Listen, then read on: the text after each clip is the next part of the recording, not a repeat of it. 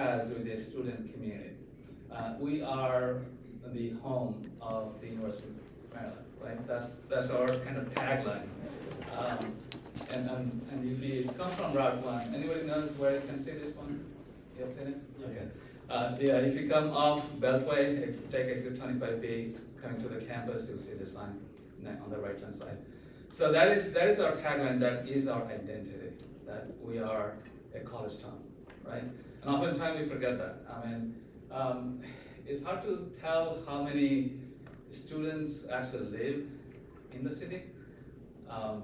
Some people say it's 30% of the total population. We have a population of 34,000, maybe 35,000, going on. But at least 30,000. It's part of the problem is the numbers come from census, and they only give us the age-based numbers. So they don't have any category of students, non-students, that kind of stuff. So it's hard to tell. But you know, based on the student enrollment and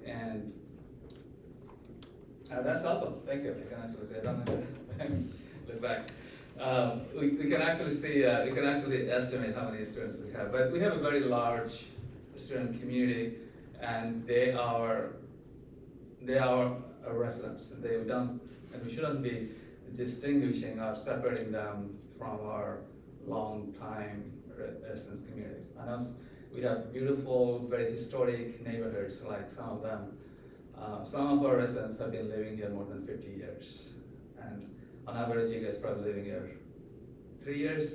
But we all of us want you to actually stay in College Park even after you graduate. So that is our identity. We should be working together to make College Park moving forward. The city of College Park has its own strategic plan. The University of Maryland has its own plan. Our plan is about 5 years, starting from 2021 to 2025. It will end next year. University of Maryland has a 10 years plan. And many other things actually align, like on the transportation, on the housing, on many things. So we should be working closely together. I'm not a Mac guy, I'm a Windows guy, so I guess I need to scroll down, right? Yeah, that's okay. Right, if you go to the next one, please. Right, yeah, I didn't want to put this up to show myself off. So this just actually shows how closely we work with the university leadership and the administration. And I had an opportunity to meet with Dr. Pines, I believe, 2 weeks ago. It's a wonderful meeting. And this is not the first or the last meeting. We'll be having many meetings in the future. What we have been doing, we have been kind of a scheduled quarterly meeting. So from this year, what we'll be doing, I have invited Dr. Pines to come to the City Hall in the next meeting in about 3 months, and he will be meeting with some of our council members. So we have 4 districts, 8 council members, 2 council members from each district. So based on the district, we'll be having meetings with him. I'll be there in each and every meeting. We also have a meeting with other administration people, like you probably know some of you, Carlo Colella is on the administration, and Daniel Glaros, also actually I think she works for Carlo. So I have a monthly meeting with them. Our city manager, he also meets with them as well.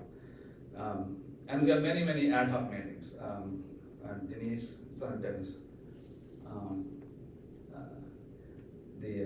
Carlo and what's the other name I just mentioned? Daniel Glass, they're very close. Daniel actually comes to our city council meeting, every city council meeting. We had a meeting last night. Just because I mentioned Denise, my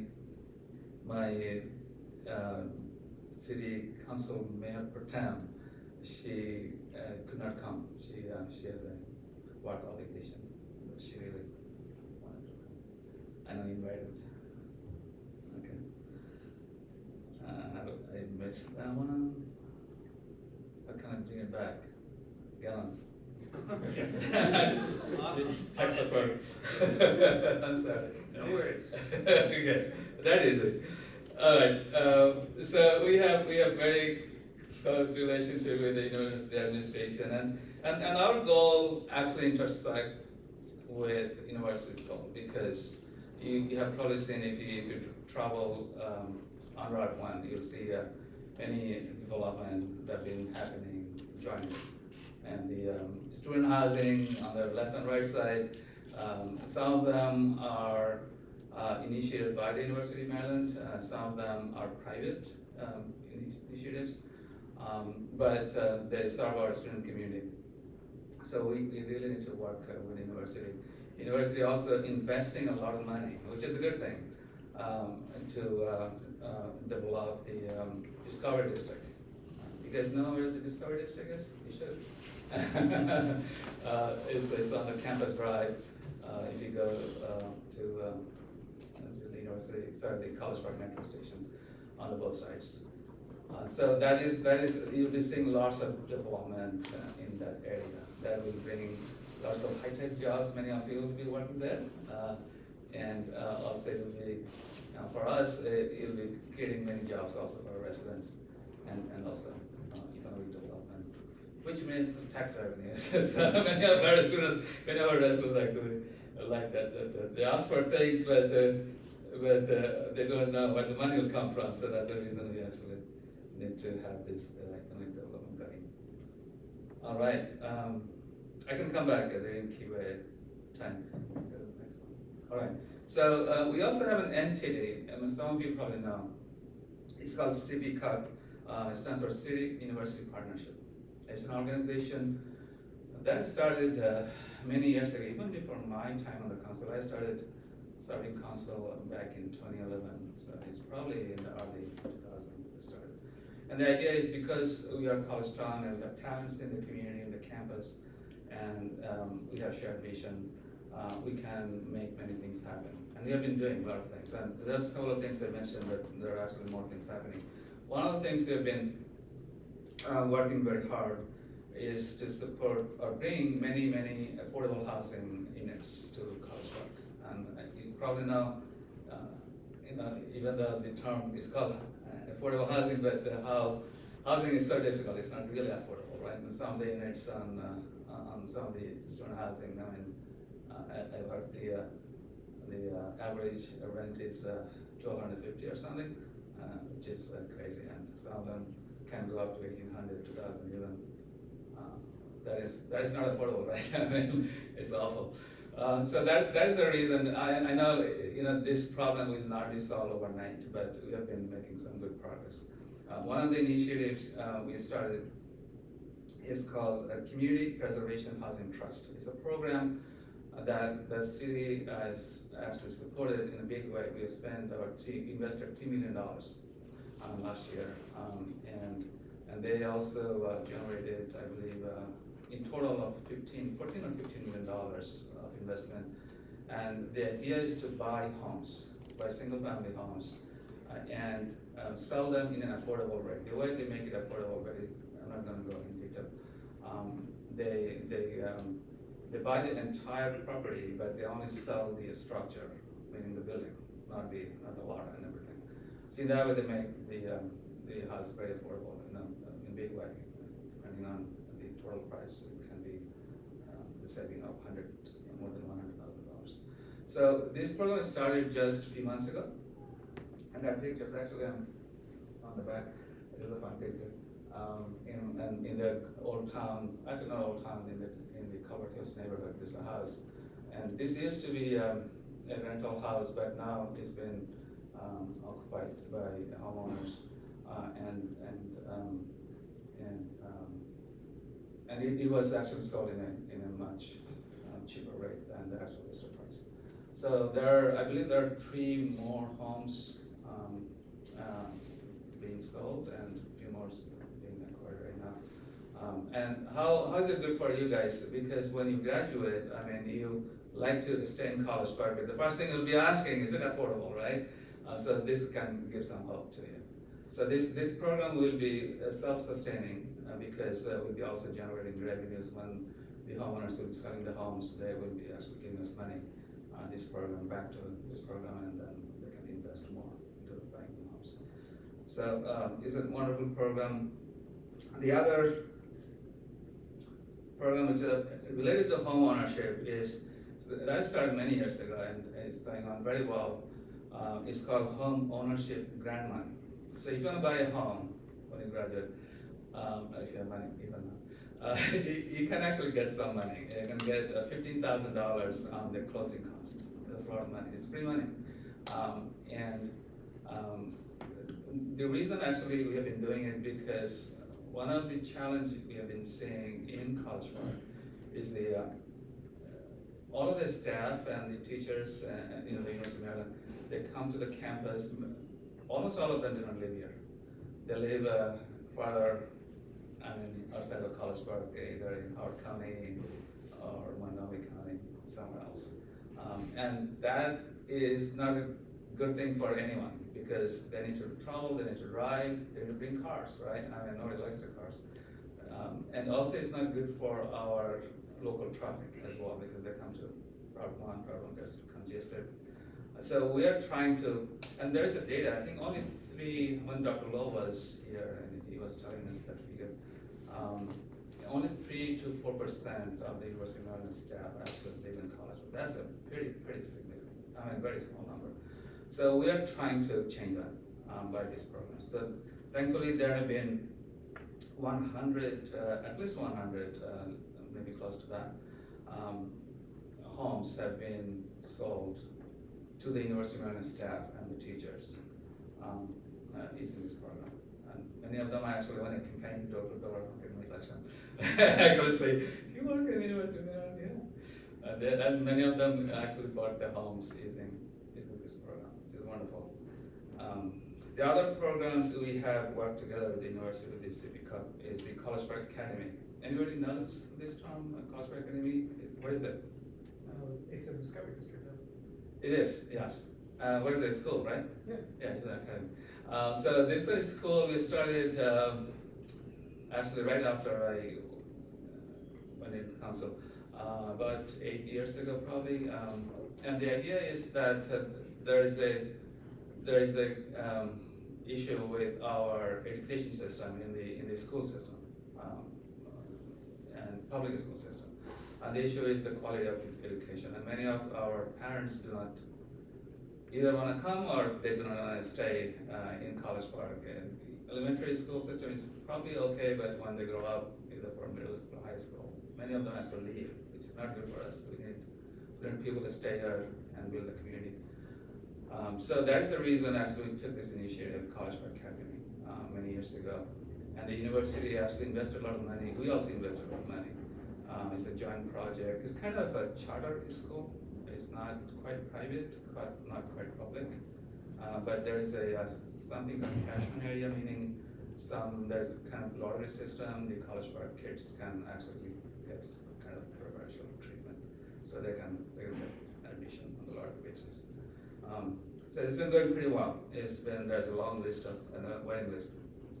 And the other program, you probably heard of that, is Trolley Trail Day. This is a program which been started, I believe, 2 years ago, and is very widely successful. What is it? We have a trolley trail. It's wonderful. It's our pride in College Park that goes all the way from north to the North College Park and near the Beltway to the DC border. And someone can actually bike safely from College Park, any place from College Park to the DC, and very safely. We have a continuous bike lanes now. So this is the trolley trail, and the idea is to celebrate that. So there is a day, I believe in the summer sometime. I actually visited last year. It's wonderful, and it's a group of people bike, together in groups. I also bike that opportunity. It was fun. So about I believe 800 people actually joined last year. All right. So some of the projects, and I'm sure you'll be asking on the development. It's a big elephant in the house. What is going on in College Park, right? So one of the things I mentioned about some of the affordable housing projects going on, the City Club is doing, but with the city also investing in a couple of affordable housing projects. And the idea is to, again, make the home ownership more affordable. And these are, the three I listed, on the flat, Edgeworth and the Branchville Crossing. They are apartments. They are not single-family homes. The one I mentioned, they're a single-family home project. RSP development is kind of north, on Route 1. There used to be 3 motels, and they've been replaced by this development. There will be 317 or 320 units for housing. Edgeworth is at the College Park Metro Station. Amazon is investing a lot of money in there to make this housing affordable. And Branchville Crossing is on Maryland 193 Greenbelt Road. It's also affordable. A couple of other projects we've been working. These are on our priority list. The one is the Route 1 reconstruction. I know you've been seeing lots of construction delays and everything. It's painful, isn't it? On Route 1. But here's the good news. The good news is this project started 2020, about 4 years ago. But what we've been hearing, this project is going to be completed in the spring, which is on the corner, thankfully. But I'll believe it when I see it. They've been telling us for a long time. But when it's rebuilt, when it's reconstructed, what you'll see is beautiful Route 1. Route 1 is our main street, College Park's main street, right? And this project starts from Maryland 193 Greenbelt Road all the way to the south of the city of College Park, boundary College Avenue, going through campus. You'll be seeing very nice Route 1 with a nice median and the landscaping in the middle, very wide bike lanes. Anybody? Some of you bike? Is it? Good? Yeah. Good. I didn't know. Good. And nice and wide bike lanes, safe bike lanes, and also they call protected bike lanes, and also wide sidewalk. So it'll look very nice once it's built. So thanks for your patience. Only a few more months. Now this is the south part of College Park. So what we're doing, we're advocating for do the same thing to the northern part of College Park, because when someone comes to College Park, either your parents or your families or friends, they come to College Park, the first thing they come to see is not very pretty, right? Say, for example, they're coming from the north, from Beltsville or from Beltway. They are think the Route 1, which is very old-fashioned. Is very hard to walk. It's kind of impossible to bike on that section of Route 1. So we have been advocating to reconstruct that. Unfortunately, it costs a lot of money and billions of dollars projects. But thankfully, we're done with half of it, and we'll be moving to the second half. Purple line, another elephant in the room. I know you guys have lots of paint. In front of the stamp union, right? And all the construction delays and all the points. But here's the good news. Even though what they're saying, the construction will be completed by 2027, which is again maybe 3 years from now. We have been trying to finish the construction in the campus in College Park sooner. When I was with Dr. Pines, and he was telling me that we have been in touch with the MDOT, Maryland Department of Transportation, asking them to finish, because you guys don't need to go through this other pain. It's a 21 station light train line project. You probably know about sorry, Purple line a little bit. But good news is College Park will be having 5 of those stations, 5 of the 21. It's a big deal. And it will be connecting from the west to the east. And it will be running in parallel with Beltway, so it will probably take out lots of Route 1 traffic, many people coming to the campus through Purple Line instead of using Route 1, so we'll be seeing less traffic ideally. And you guys will be also having opportunity for internship projects, others. And right now, if you have internship projects in Montgomery County or some other places, it's hard to go there unless you have a car, right? So that you can actually take from the campus, so you can ride the Purple Line and go to your internship projects. So those are exciting things for Purple Line. And we are also doing pedestrian and bicyclist safety, and this is something also many people have been asking us. It's hard to navigate, even though College Park is not a very large town, but it's hard to navigate, unless you have a car. It's still a very car-dependent town, unfortunately. But thankfully, we've been investing a lot of money. If you Route 1 will be, as I said, will be having a nice white backlinks and sidewalk. On the northern side, on the trolley trail on Rhode Island Avenue, we have just completed very nice protected backlinks. So you guys, if you wanna live in College Park, in North College Park, you can actually bike there. You don't need to drive very safely. It's a good thing. And also we have started a project called Business Retention and Traction. Again, this is another hard button issue. We've been making some progress in attracting businesses, but also we've been having some setback, and let's recognize it. You probably heard in years what happened with Campus Village, right? I mean, across the campus. There's wonderful restaurants and businesses. Unfortunately, they were asked to leave.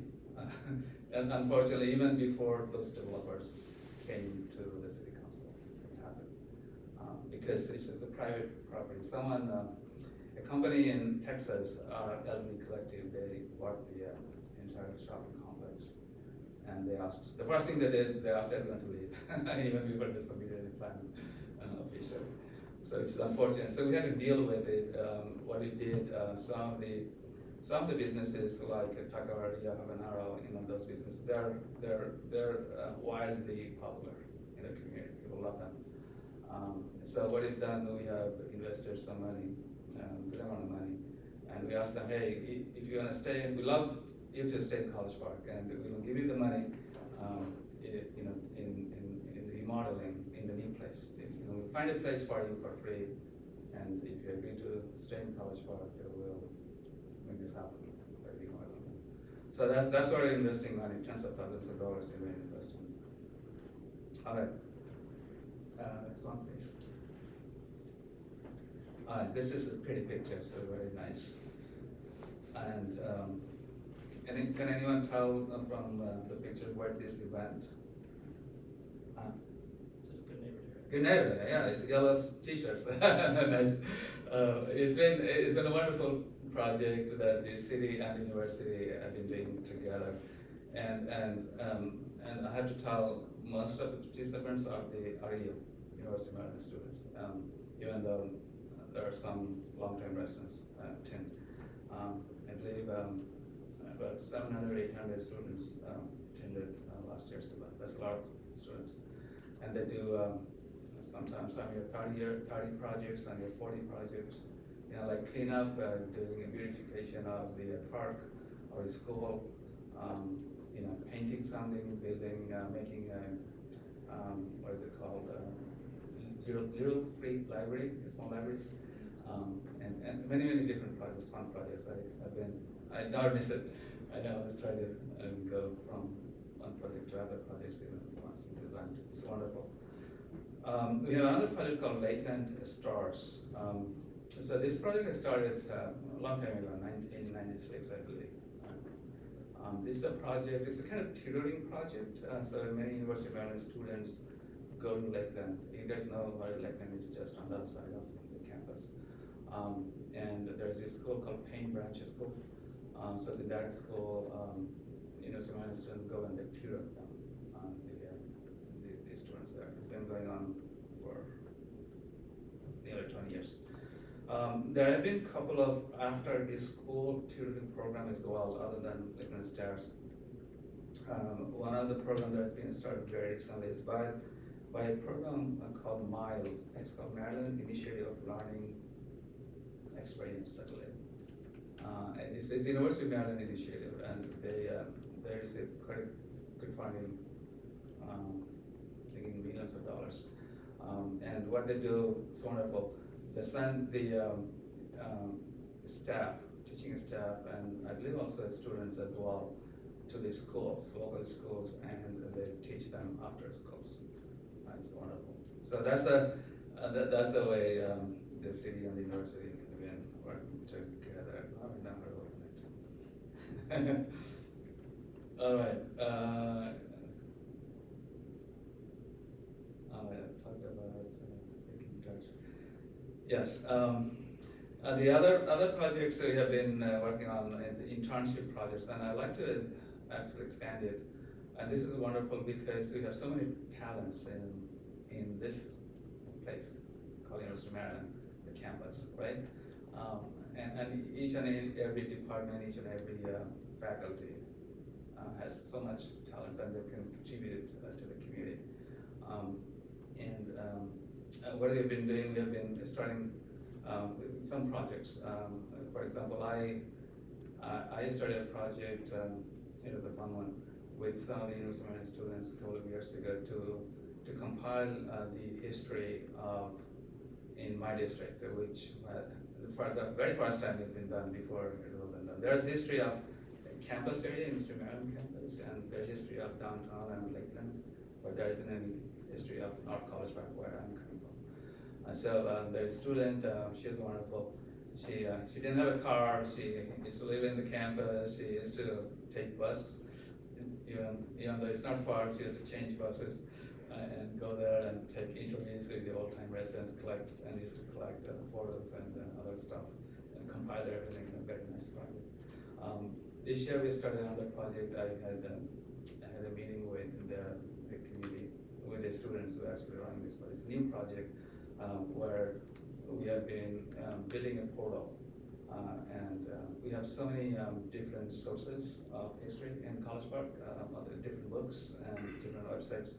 So the team will be bringing all this content together make a story basically, and put together for public. I'm looking forward to that. All right. The other things, and this is something, what is the community engagement? I know you oftentimes when you talk to the student community, one question they always ask, how can I get involved? How can I get engaged? So these are the things, only a few things, and there may be more. You can get involved, like Good Neighbor Days, and you can participate at the Lakeland Stars program, internship projects. But also we have many city communities. In addition to our two wonderful liaison, they spend until midnight between the night. Thank you for your patience. So these are we have 12, I believe, committees, different committees, and this is interesting and it's wonderful. And if you have passion for, say, for example, education, right? I mean, you want to contribute something for the school system. So we have a committee called Education Advisory Committee, ESA.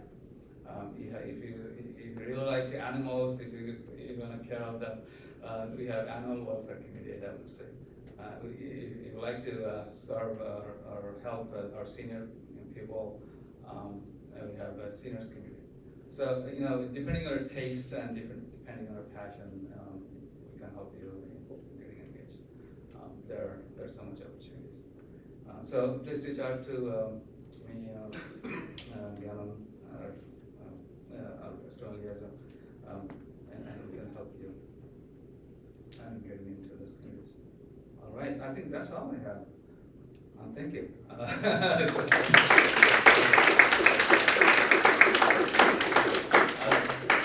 Let's fire up all the questions you have. Go ahead. Hi, thank you so much for giving your presentation. I was just curious, I live at the Standard, I'm the off-campus neighborhood representative. There's no additional crosswalk between the Standard and CP Towers, and a lot of students walk freely between there. As part of your pedestrian efforts, I was curious if there's any plans to add a crosswalk there or some sort of safety precaution for students. Putting a crosswalk is a lot easier and cheaper because it's painting, right? But building a sidewalk could be, but you're not asking for sidewalk, you're asking just for a crosswalk. Yeah, that's a painting. Yeah, if you could reach out to me, email me, definitely. Please one thing I can tell people when it's ask something that I can try, right? Is, that's the easiest part, right? You may not be able to make it happen, but this should be pretty easy. I appreciate it. Public works always paid crosswalks. Yeah, thank you. All right? Anything? That's the easy If question. nobody has questions, I have so many for you, actually. I was curious with any of the developments, if there's any investment in green energy, or any dedication to renewable energy in any of those spaces. Absolutely, absolutely. So when someone, a developer, for example, wants to build something in College Park, they come to our city council meeting. And we kind of have negotiation with them that, hey, we're not allowed you to come and we'll help you in getting the permits and the approval and support your development. But these are the different things you need to do for us. For example, we asked them to build a kind of green space around their development. That's one thing. We often ask them to build the bike stands, right? We often ask them, and definitely actually all the time, we try to ask them to make the development more eco-friendly and more energy efficient. So thankfully there are standards, like gold standard, not gold, the silver, there are standards, there is, and we ask them that to go for those standards. Sometimes they agree, sometimes they do not. But if they do not agree, then what I do, we send a letter from the city council to the parking and planning department, the Maryland National Park and Planning Commission, MSCPC, because they're the one who actually approves the plan in the end. So we do our best. Because you asked, we have been trying a lot of different ways to bring down the carbon footprint in College Park. For example, all of our buildings, and the city buildings, you'll see on their roofs, they have solar panels. Most of our city vehicles, like the parking vehicles or the code enforcement vehicles, they are either completely electric or they are hybrid. Even recently we got a street sweeper that is completely electric. Interesting. So we're trying to. I know these are not heavy investment, and we'll probably cannot make a lot of changes, but little steps. But also we're doing a few other things. For example, legislatively, we passed a law. You probably heard this. It came in a big way, a little controversial. The tree canopy ordinance. So basically the law asks residents not to cut trees, mature trees, without the city permit. And if they cut them, then they're fined hundreds of dollars. Because one thing we found, the tree canopy, the number of trees in the city of College Park going down. And most of this reduction happening in the main residential neighborhoods. So that's the law. We also passed a law to ban plastic bags very recently, and the county has actually followed us kind of. So it is unlawful for store owners to give out plastic bags. Thank you, I appreciate it. Good. You have a question? Hi, yes. I do want to say, I was a College Park Academy alum. Yeah, congratulations. It's very good to see that College Park Academy is still getting great investment, and the program being developed even further. I was going to say that, although I represent on-campus outlying students, I did have one concern for a lot of the students. I wanted to echo it that live here on campus.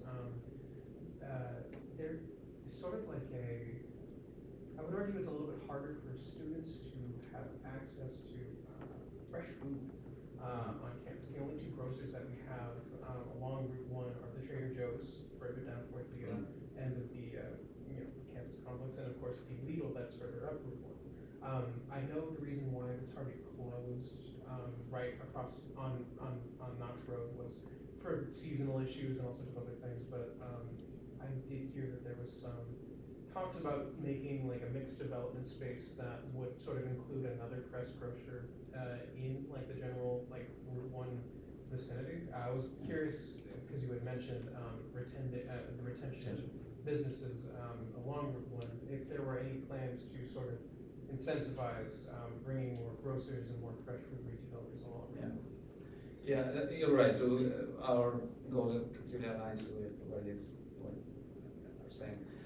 We have an economic development department, and we have full-time staff there.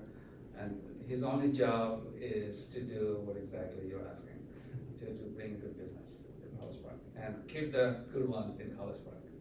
So we have business attraction and business retention. So they're two different buckets that we actually allocate money from. But you're saying, what you're saying is completely understandable. We have priorities, like what our residents actually want in College Park. Just a few years ago, College Park used to be a food desert, right? I mean, it's hard to find good restaurants and grocery stores. But now that has changed. We have Little, we have Trader Joe's, there's a new addition. Even though we lost Target, that is part of the reason is the competition because Trader Joe's maybe. But there's a need that we're seeing close to the campus area.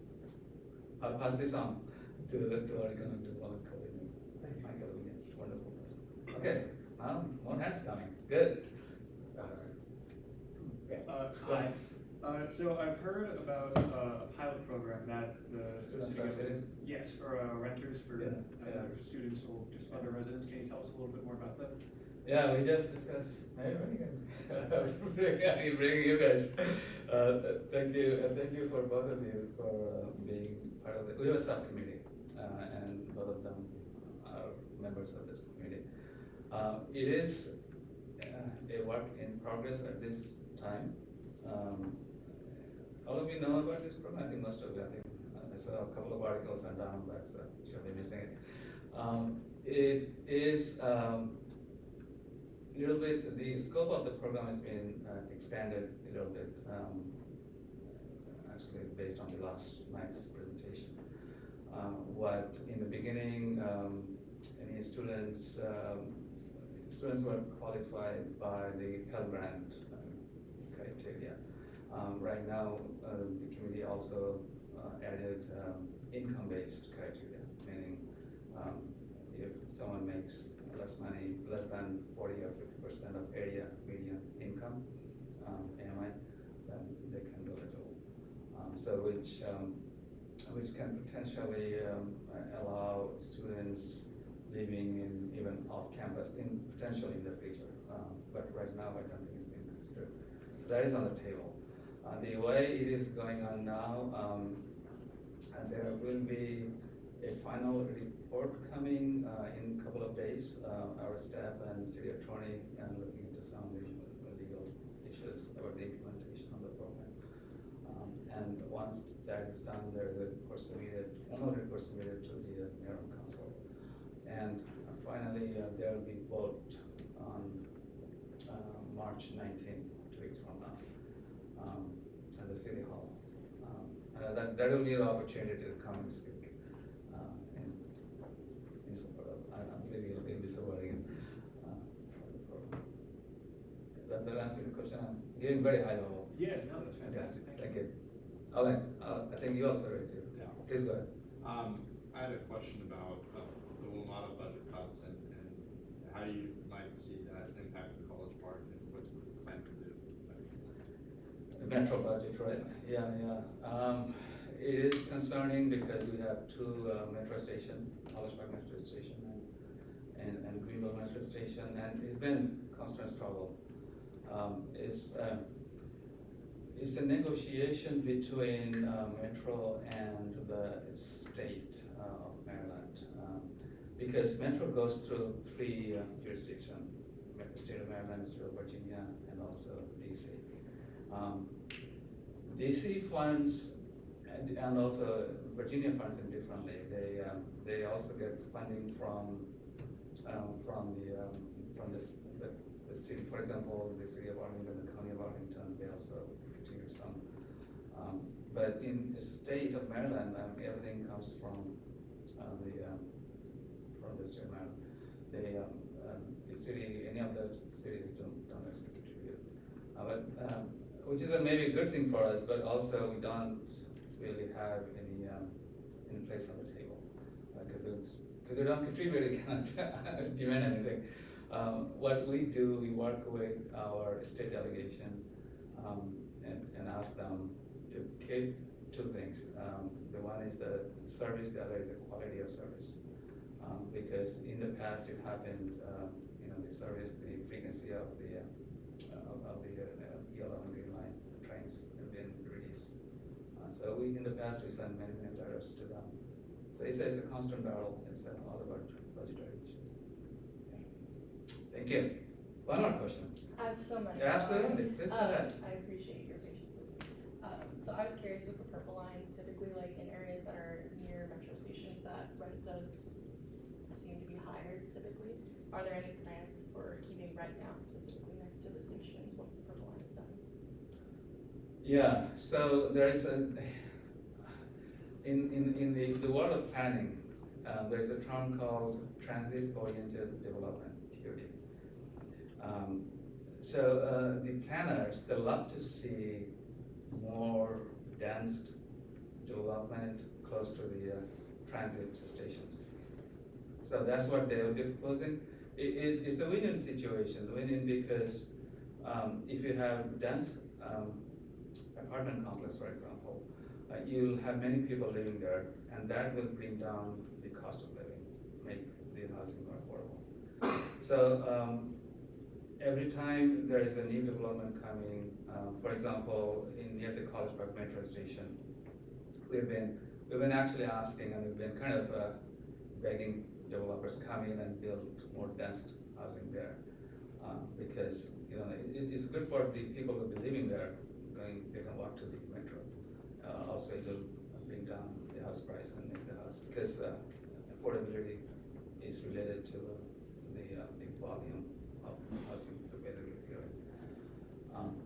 So yeah, this is on our plan. We've been definitely encouraging the developers to come close to the station. Thank you. Good. Go ahead. This is a bit of a self-serving question, but it's something I've been curious about for a long time. So full disclosure, I'm a live musician. I'm a huge supporter of live music scenes around DC and the Baltimore area. And live music in College Park hasn't really had much of a home besides DIY venues and the DIY scene since, Milk Boy closed?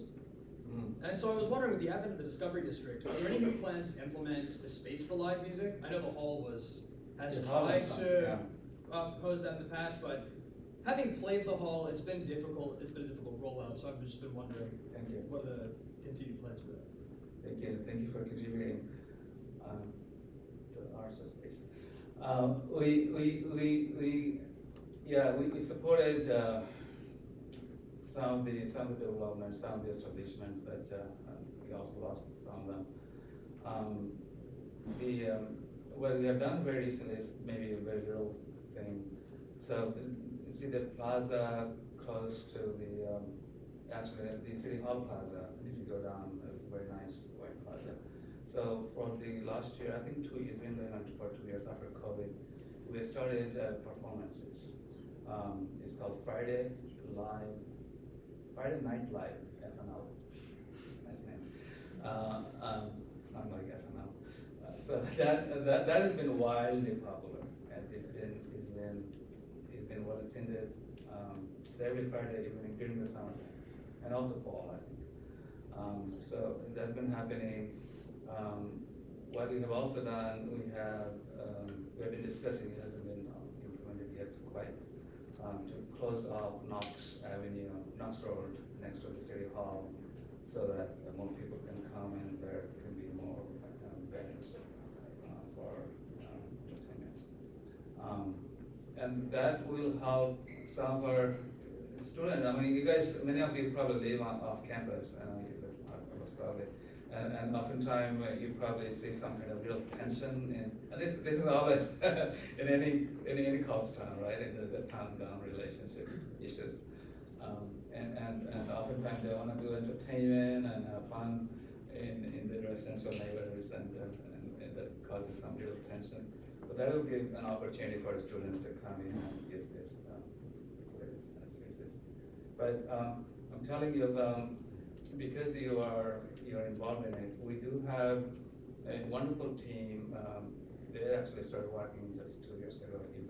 Community events department, and they have a full-time staff. Kevin, wonderful guy. He actually does all the events, and he also looks for many ideas like what you're suggesting.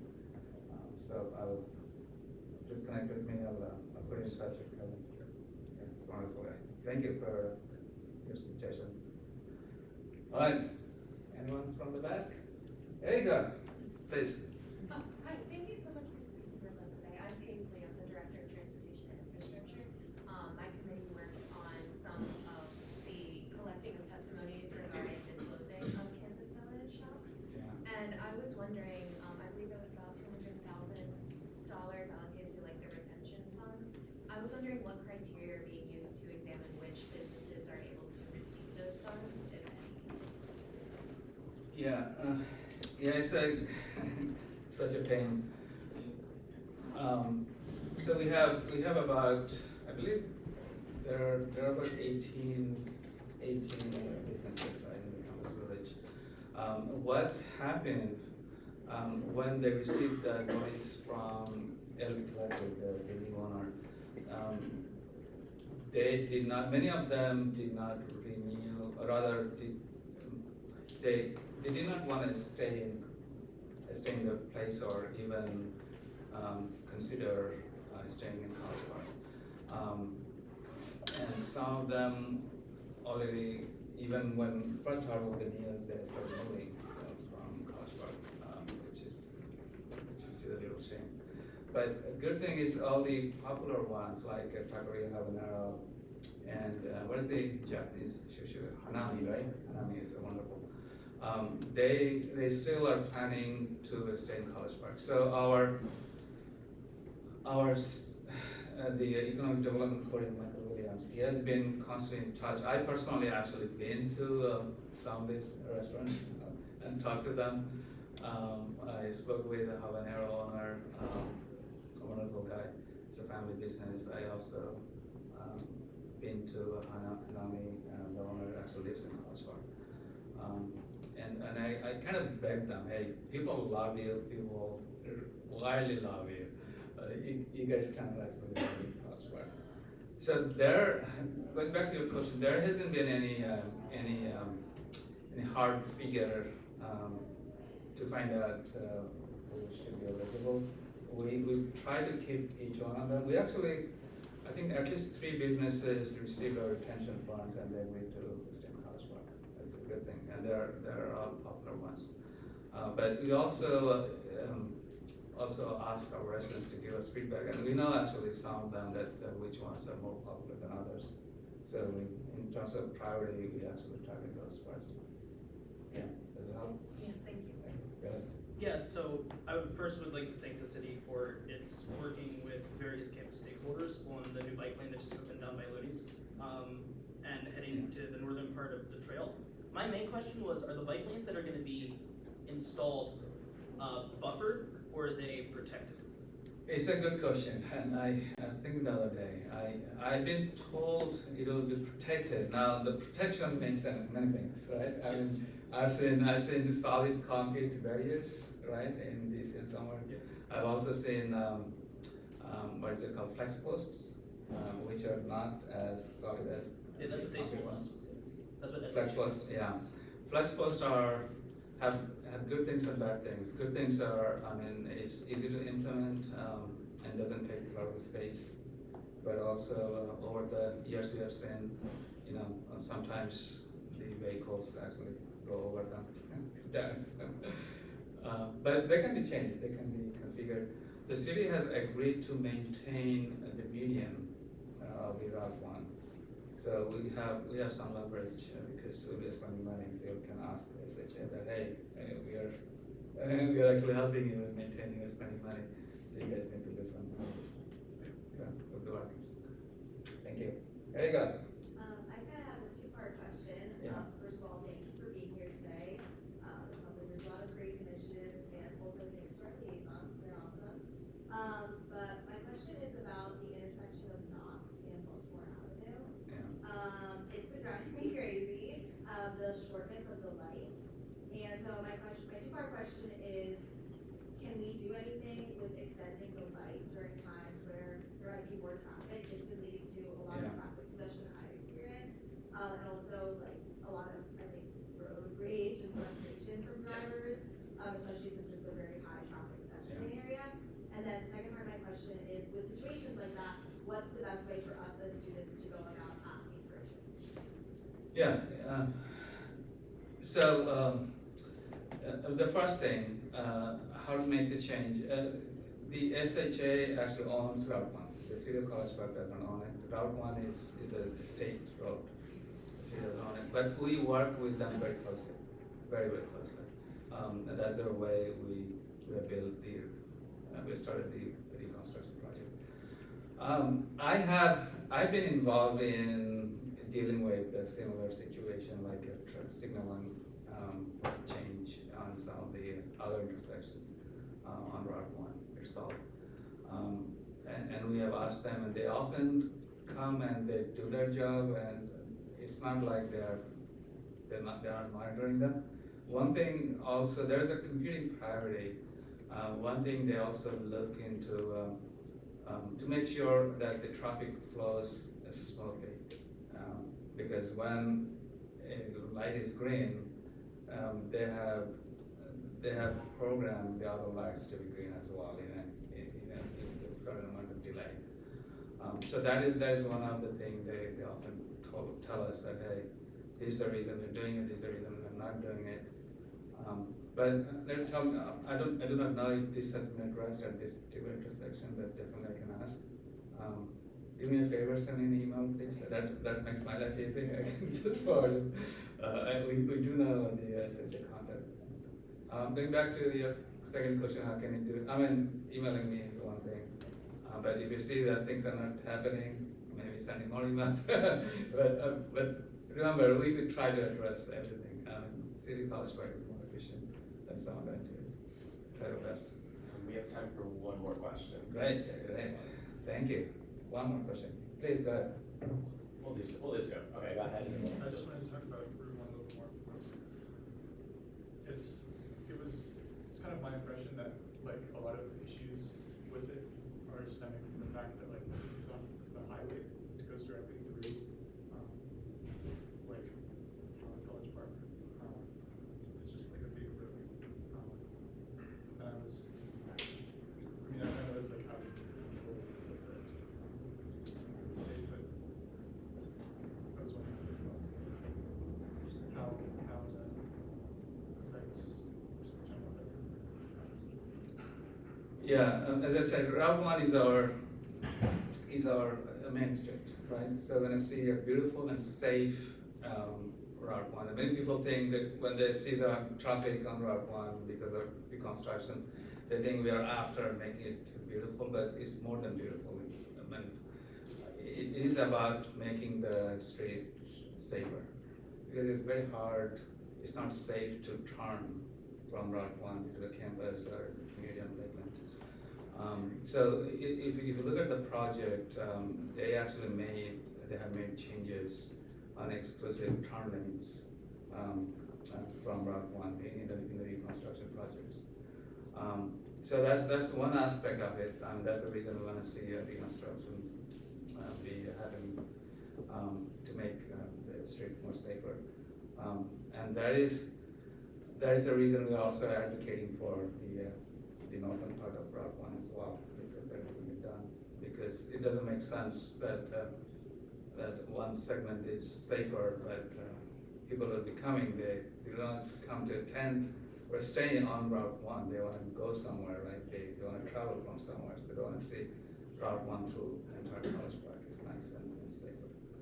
So it is our top priority. So before I mentioned about our strategy plan, and we have our 5 priority items we've been working on.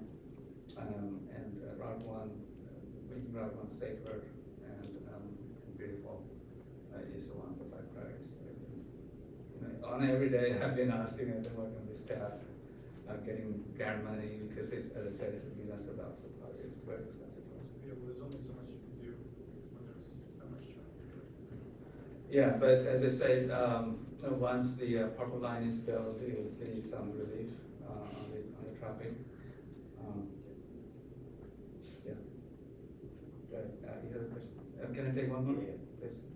Hi, my name is Jocelyn Flores. I'm the Director of Communications for the Student Government Association. This Thank is you. more of a personalized question, but in terms of students who are living in off-campus apartments, in collaboration with UMD Police, do you have any ideas on increasing security for students who reside in those Yeah, that should be easy. If you write an email to me, we do some specific thing, you may not share in public here, but if you send that, we have a very close relationship with EMPD Chief Mitchell. It's wonderful, it's been serving us for a while. And every month we have a meeting called CMAST meeting, and it's combined multi-agency safety task force. And we discuss these kind of issues off campus, on campus, PGPD, AEMPD, transit police department, and department planning police departments. So all kind of public safety, as long as they happen in College Park, we discuss. So yeah, please do send an email. If you Google my name, and when they know, I can give you my card as well. Yeah, absolutely. Any way I can help. All right. Thanks so much for having me.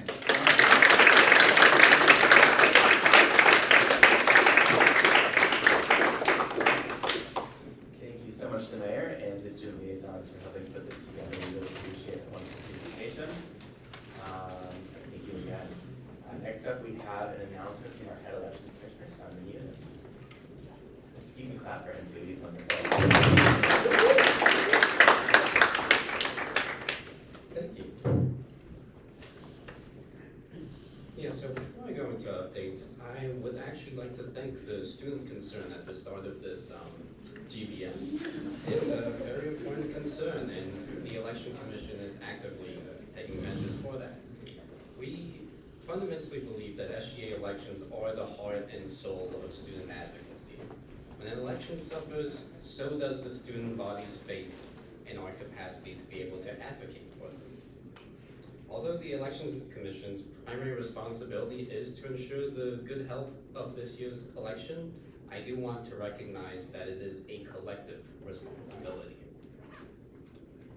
An election is only as good as its participants allow it to be, and we must all hold ourselves and each other to a standard worthy of that. No pressure. Keeping that in mind, I'll just go straight into updates. So this past week, the Election Commission has met with ethics and received incumbency attendance sheets. These documents will be used to assess incumbent eligibility. Secondly, the first candidate info session has occurred this Monday, and the next one is this week, this Thursday. For anyone who has not yet RSVP, please do so, but if for any reason the RSVP link is inaccessible for you, we have also provided an open Zoom link on the SGA, on the elections calendar on the SGA website. You can find the Zoom link there as well. The next significant date to keep in mind going forward is next week.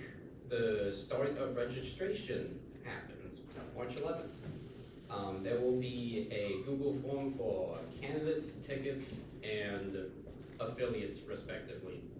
Everyone is required to fill those out. And finally, as always, you can find me at the end of GBM to sign in for your GBM requirement. Please do so. And if anyone has any questions at this time, feel free to ask.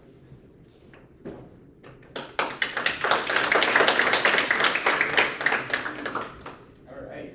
With that, we have an announcement from the president regarding the Health and Wellness Committee.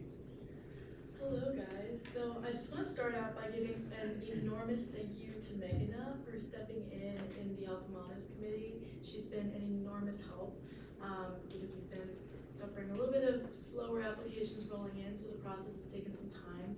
But thank you so much for doing that.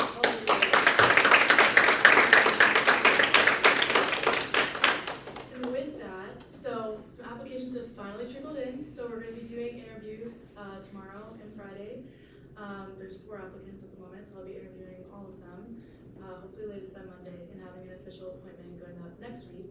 But in the interim, I am going to be appointing an acting director. Ansa, if you want to come up and introduce yourself. But really, this is just to make sure that Meghana doesn't have to continue, overextending herself in the way that she has been, but doing it gracefully. So yeah, go ahead. Hi, thank you, Meghana, again. If I haven't met you already, I am Ansa, and I will be the acting director of Health and Wellness. We meet 7 p.m. Tuesdays. If anybody wants to come, it's really fun. Yeah.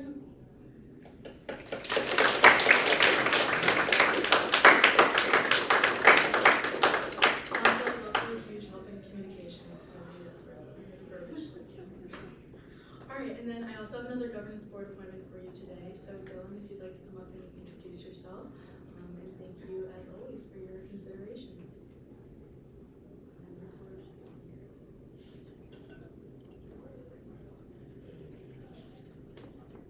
I'm Dylan. I'm from Prince George's County, born and raised, and I am of Afro-West Indian descent. I'm currently the Deputy Legislative Director for Prince George's County's House Delegation, and I'm a transfer and commuter student to the University of Maryland, transferred from Fordham, New York. That's my main spiel. Awesome. They have a chance to ask you questions. Oh, okay. Is there any questions for the appointment? Go for it. Thank you so much for presenting. So you mentioned that you're a commuter student and that you also work full-time. Do you believe that you'll have the ability to fully commit to the role? It might be a little bit less time commitment now, but I imagine later on it'll pick up a little bit more. I have like plenty of time to do it now, but also the session ends April 8th, so I have even more time later on. Thank you. Okay, any more questions for the appointment? All right, seeing no questions, I'm gonna ask the opponent to take a step outside while we discuss your confirmation. And if someone could grab those doors, that'd be wonderful. Thank you, Leonard.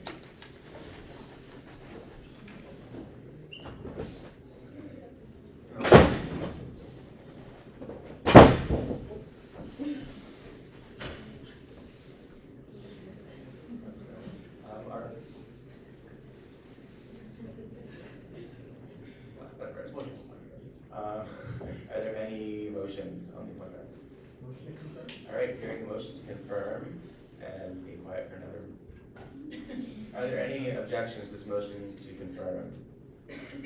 Hearing no objections, we're gonna move on to a round of voting. These are your placards if you are in favor of appointing a confirm or the nominee to the gut board. 4, 5, 6, 7, 8, 9, 10, 11, 12, 13, 14, 15, 16, hands down. All those opposed? All those abstaining?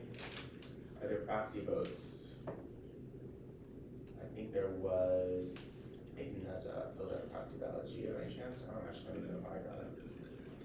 Let me double check. Oh, that's it now. Oh, also, he's not on the proxy ballot, so it doesn't matter. 16-0 to 2, this confirmation passes. Congratulations. Now, congratulations.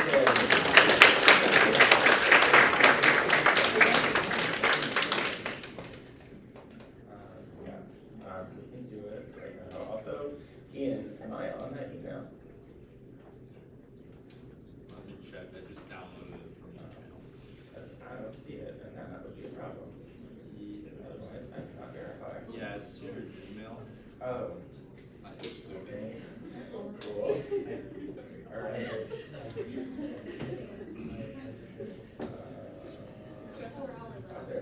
Right.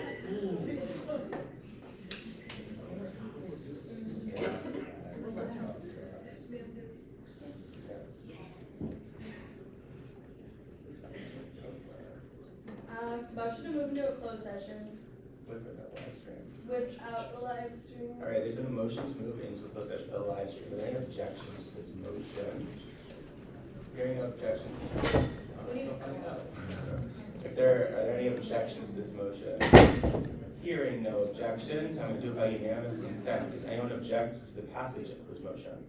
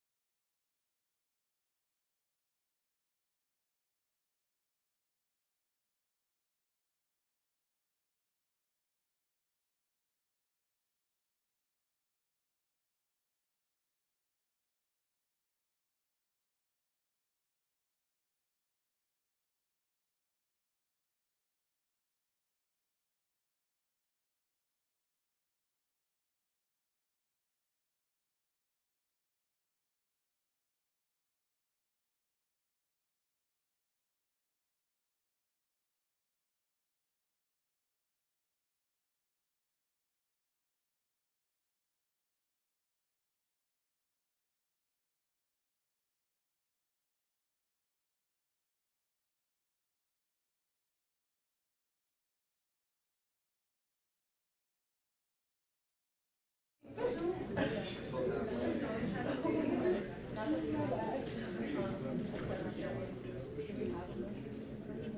can we guys do it again? We do have minutes. We'll do it maybe after. Yeah. There's a, yeah. Yeah, there's, are you guys just, okay, well, actually, no, it's not approved minutes, maybe, because I didn't go back and fix anything I just talked about, just we'll approve that, yeah. All right. Hello, welcome back. Are you open? Hello, welcome back. All right, we're gonna get started with the legislative. All right, so as you guys can see, as we just kind of talked about, we have a lot of confirmation stuff, so patience is virtue. So as we also just discussed, our first appointment or confirmation is Malcolm. So although you met him last week, just, you know, introducing him again, okay? All right. And yeah, I love my laptop. Yeah, so hello everyone, I'm back again. I added some things to like my spiel, but it's mostly a review for those of you who were here last week. For those of you who were not, hello, I'm Malcolm. I'm looking to represent CMNS. And so my involvement with the SGA started through TNI last spring during the development of the Regents pop-up bike lane bill. And then after that was turned down by DOTS, I wrote proposals for some small like micromobility lanes, which in the past semester, so Joe and I have been working on a lot with FM. And one of them is like behind I read, for example, so it's highly relevant to my what I have in my constituency. And I'm also an FSAS, which helps allocate resources for the student facilities fund projects. And I'm involved in all those things because I see on campus a lot of areas for improvement in transportation infrastructure. I see people walking their bikes to trees because there's no racks available. People just riding scooters unsafely, people gridlock on the roads during class changes, and a lot of accessibility kind of compliance issues. And there's already a lot of bills and projects in the works. On all these things I want to keep helping contribute to, some that already passed the bus shelters and the bike rack stickers that Ian had, which you might have seen around. And beyond those issues, I want to speak up for CMNS students. And being a double major in that college, I know a lot of people across the departments, especially like of course physics, AOC, and CS and math, astronomy. So that gives me a good idea of what people feel. In addition to things like make a social media killing Instagram or something. And then to gauge the sentiment, what people are concerned about. In particular, one of the things I hear frustrations about is the process of finding internships and like on-campus research opportunities. And so that's an area that I could work on. And then also advising resources, especially for incoming freshmen. When I came at orientation, I met with my advisor for a little bit, and then I had my schedule set for the first semester. Without a lot of information about what those classes are like, how that affects things down the road, because those decisions propagate like through your career as a student. And so maybe we could set up like have upperclassmen in the major for people who come to orientation there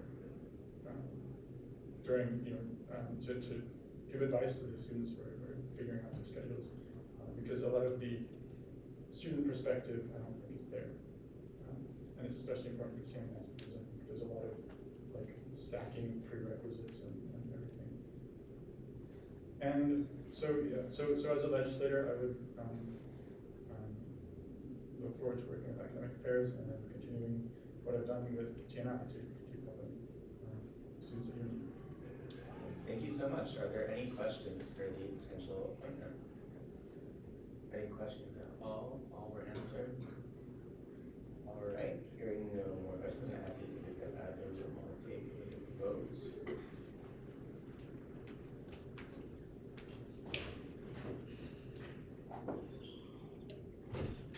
Do we have any motions on the floor? Motion to confirm. All right, hearing motion to confirm, any objections to the motion to confirm? Hearing no objections to the motion, we'll move into a period of voting. Please, sorry, please raise your flags if you are in favor of this confirmation to CMNS. 1, 2, 3, 4, 5, 6, 7, 8, 9, 10, 11, 12, 13. Sorry, 1, 2, 3, 4, 5, 6, 7, 8, 9, 10, 11, 12, 13. Awesome, hands down. Okay, all opposed? All abstaining? Okay, 1, 2, 3, 4, 5, and then do we have proxy votes?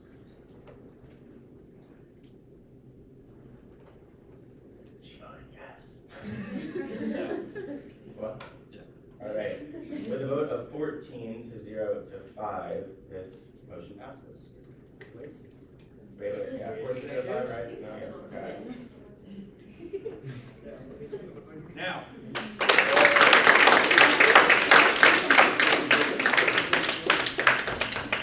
Congratulations.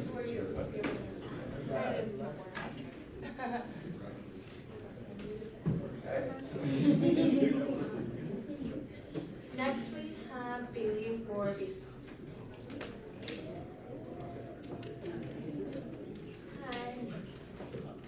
Hi, I'm Bailey Spitz. I'm a first-year government and politics major. I'm from Florida. And I'm interested in going to law school after graduation, so pre-law. I decided to join SGA because I think it's important to be involved in the community that I'm a part of and actively take a role in it. I've served on a national board before, and I think the skills that I gained there make me really well prepared with how to collaborate and come up with really great compromise solutions, which I think will be very useful as an SGA legislator. I know that I have a very useful skill set for being the BSOS rep, and I'm really interested in making specifically the process for choosing classes on Testudo more straightforward and accurate, whether that be like requiring the syllabi for a class being up or like every class having to have the teacher's information. I think like having misinformation about what classes you're signing up for can be really complicating things, especially with like the add drop period being not that large here. And I'm hoping to join committees where I'll be able to work on things like that, like academic affairs. And yeah, that's it. Awesome, thank you so much. Do we have any questions for potential appointment off-campus neighbor? Hi, thank you so much for speaking. I was just curious, you did mention Testudo as kind of a general initiative, but if you had any BSOS specific initiatives? Sure, so I think in BSOS, like there's obviously a lot of different departments that don't necessarily interact so much. So I think like creating a more cohesive like understanding, like for example, in government and politics, you have to take economics, and like I think there's definitely not a lot of preparation for like how to help you with that, considering like you're not an econ major and you might not have any background in that. So I think like creating like more cohesive understanding in terms of like advising of like why you're taking these classes and where you can get help with those classes would be a great initiative, I guess. First go. So BSOS, I think, is the second biggest college on campus. There are a lot of different students. And part of what we do here is like trying to reach out and communicate with our constituents that are in our college. And I was just wondering kind of what your plan is for that, whether you're planning on launching like a social media account to get to them, or just things like that. So social media is definitely like a great way. I've worked with social media in the past and in those types of departments.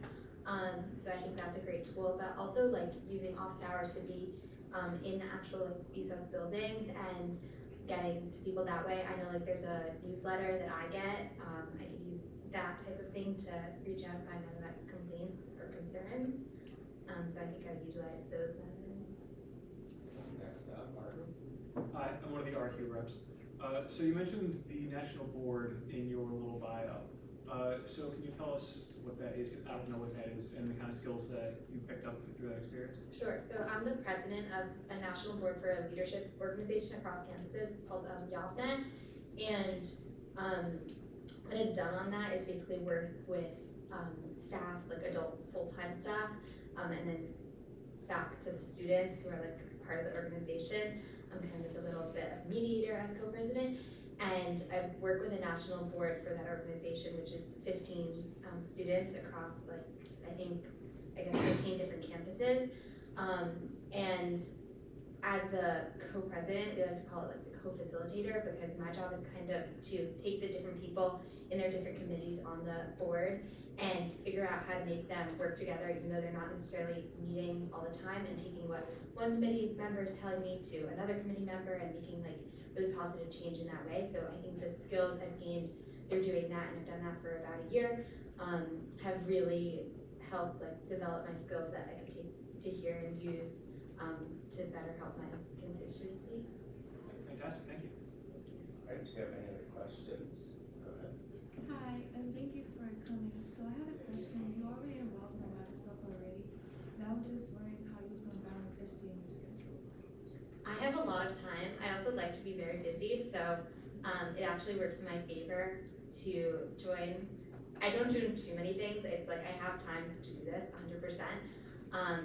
But maximizing like all the time I have really works well for me. I'm not doing like a double major or anything like that, so in terms of my academics, like I have enough time to focus on that, but then I also have a lot of free time to get involved with extracurriculars, so yeah, it definitely fits into my schedule. You mentioned academic affairs, but do you know what other committee you'd be interested in joining as your team? Potentially communications. I haven't decided for sure, but that was the other one I was looking into. All right, awesome. Do we have any final questions? All right, seeing none, I'm going to ask the appointee to please step out of the room while we look at confirmation.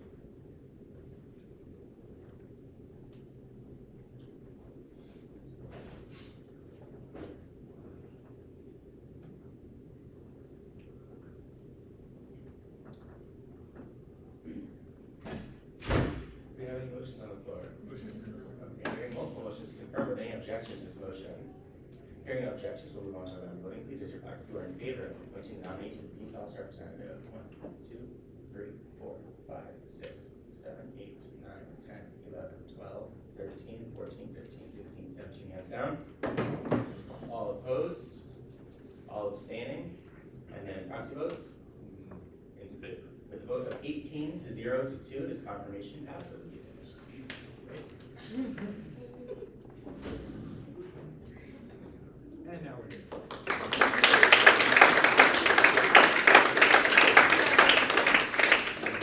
All right, congratulations being appointed to the Peace House representative. All right. Next, we have Brianna for off-campus youth. Okay, hi everyone. My name is Brianna. I live off campus. I'm a transfer student. So my first semester here was last fall. I'm a junior. I'm studying government and politics with focus in international relations. And I'm assuming you all read my bio, so I'm not going to go that in depth, but I'm very excited to have been offered this position. I hope that I can unite more off-campus students and we can talk about our similarities. Not only that, but share a cup of coffee, get along, see what concerns we're all facing, what we can solve together. But yeah, I don't have a lot to say. If you have any questions, feel free to ask. I get really nervous speaking to a big crowd. Sorry about that. Okay, awesome. Do we have any questions, or do we want to take a minute to read through the blurb? Yeah, let's take a minute and we'll read through the blurb in case you haven't already, and then based on that, any questions you can go through.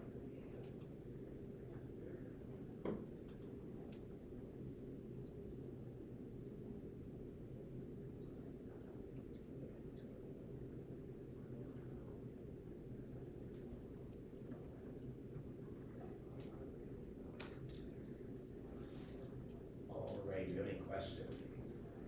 Okay, Taylor. So you mentioned a initiative that most likely falls under our diversity, equity, and inclusion committee. So I imagine that would be your first committee, but do you have a second committee that you're interested in? I would probably say communications, just because if I'm gonna be working off campus.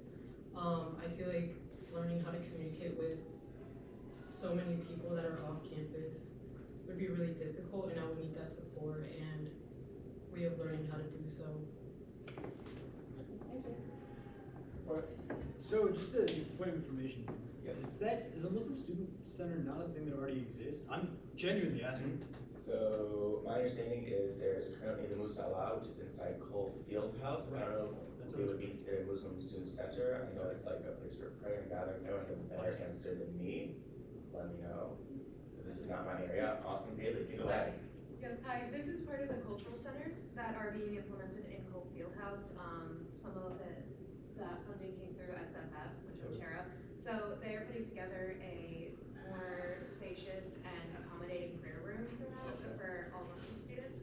And it's coming. I don't know exactly the timeline, but I can find the timeline if you need it. Okay. No, I mean, I'm absolutely supportive of the initiative. I accidentally wandered in there. We're trying to get my bike repaired once. So I was just confused to what is going on there. But seeing as I have a question beyond that, okay, I forgot what I was originally going to ask, but vigilante or board brew? This is important. Sorry, repeat that again? Vigilante coffee or board brew? Neither, actually. I do. Really? Yeah. Well, what's the alternative? I just make the coffee at my house, like instant coffee. Yeah. Yeah, I'm gonna have to cut you off because if you keep going, you're gonna get censored when you talk about it. So we're gonna move on to your questions. Off-campus outline. You said that you were vice president at your former institution. What institution is that? Yeah, so when I was in high school, I got accepted to UMD, and I was really excited to go, but it was COVID, and I wanted to save money, and my dad was being really strict, so I ended up going to my local community college, and I got a full ride scholarship, so I didn't have to pay anything. But I went to the College of Southern Maryland, and I reapplied, and I'm here at UMD again. Any other questions? Go for it. I just remembered what I was going to ask before my controversial question, apparently. So, as the vice president of the previous institution, was that with a student government association, just to clarify? Yeah, it was with the Okay. student government. I was given the opportunity to become president, but I really liked the person that was running for president. So I was like, no, it's fine, you can be president, and I'll be vice president, yeah.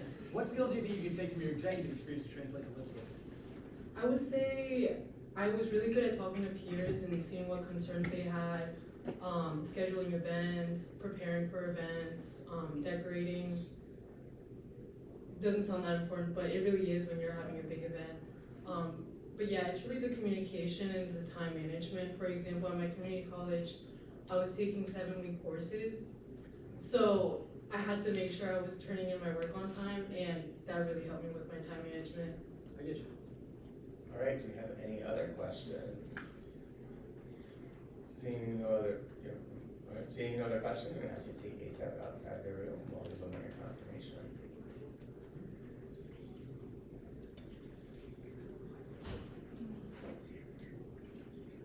I can only imagine. Okay, are they, I can only imagine what you think of instant coffee. And frankly, I don't think anyone here wanted to find out. So, do we have any motions? Motion confirmed. All right, your motion is confirmed. Does anyone object to this motion to confirm? Hearing no objection, we'll move on to period voting. Please raise your flags if you are in favor of her confirmation. All right, 1, 2, 3, 4, 5, 6, 7, 8, 9, 10, 11, 12, 13, 14, 15, 16, 17, 18. Hands down. All opposed? All right, all abstaining, and then proxy votes. 1 and 2. Okay, with a vote of 19 to 0 to 2, this confirmation passes.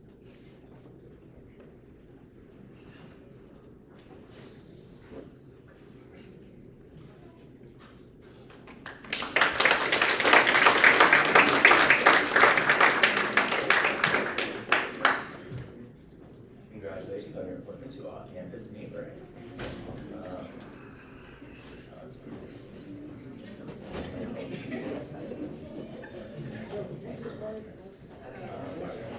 Okay. Where are we at? Yep, okay, next Nina for public health. Thank you.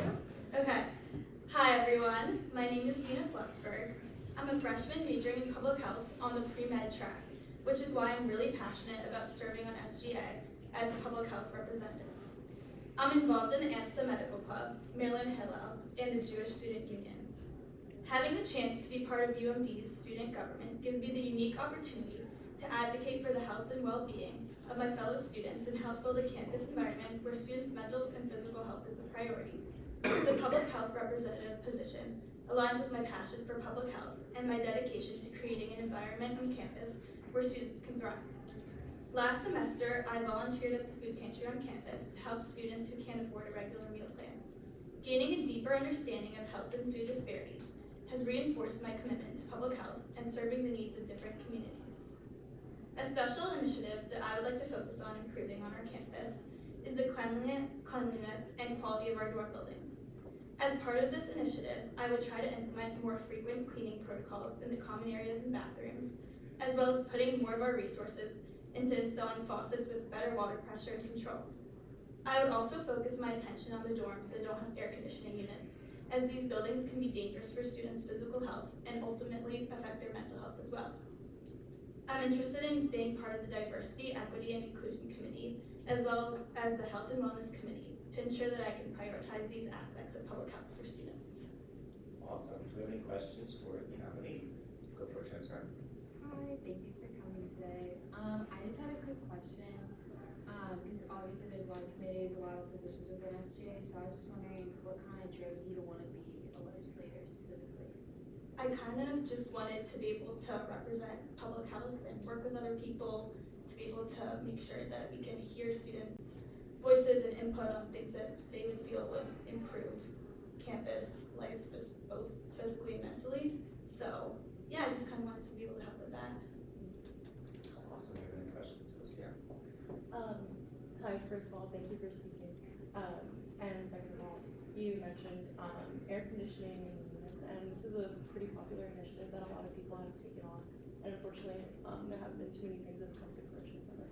How do you deal with disappointment, and how would you handle this situation if you were pursuing it for a while and it wasn't going exactly where it is?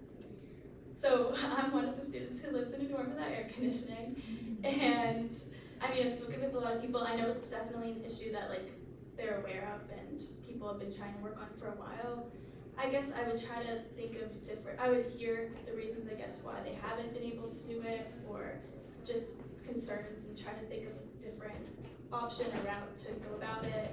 Talk to different students, maybe we can get more fans, more water to give out during the times where the heat is like really intense. So yeah, I would try to just think of an alternate route, I guess. Thank you. Awesome. Go for it. Which one of us? You go. Okay. Hey, how you doing? Public health, we're 4 majors, but we're a big, big school. So, I just was wondering how you plan to interface with your constituents. We got a lot of them. Like how I can with other people? No, specifically the people you're taking on, you're coming to represent. Yeah. How are you going to be talking to them and hearing out their concerns? How do you plan to talk? I would just plan on talking to as many people as possible. Also, in the public health school, I have connections, so I could meet people through there, talk to them. Is that answer? I suppose. I guess I was just wondering what kind of connections and how are you, like, specifically you're planning to, because again, like I said, we are a big school. You see how many people go through our building every freaking day, right? So trying to hear every concern from every student is difficult. I mean, I've pledged, like Malcolm, to open public Instagram accounts, something I'm currently setting up, attending DEM meetings and other things like that, where my constituency has a large overlap, and hearing out my constituency that way. So I was wondering exactly how you're going to do that in your own way. I would try to just create some sort of space where I can talk to a really, like a diverse range of people, maybe like different forms that people can submit, or surveys, or just different points where people can access people they can talk to represent them. Go for it. Yeah, thanks for coming today. So I know I can see here that you have a very busy schedule. So how would SGA rank on like the other things that you have to do? So I definitely have a lot of classwork and things like that, but SGA is definitely a priority for me, and I would focus most of my time on that extracurricular. Hi, thank you for speaking for us today. I see that you're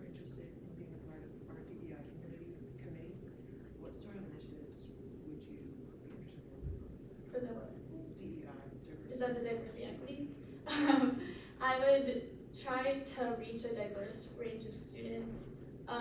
So I'm very involved in Maryland Hillo, so I have, I guess, that diverse range of students, but try to speak to as many people as I can. Because everyone has different concerns and things that they would like. So just be able to reach as many people as I can. Do you have any other questions? All right. Oh, Wait, can I just say, if you're at that end of the table, could you guys use the mics? Because it is kind of hard to hear. Like, it's really hard to hear your question from back here. Okay. Do you have any questions? Go for it. Which door? Worcester. Oh, I'm so sorry. Yeah. I was on the fourth floor. It's really rough. Yeah. All right. Seeing no other questions, I'm going to ask you to take a step outside the room for a moment.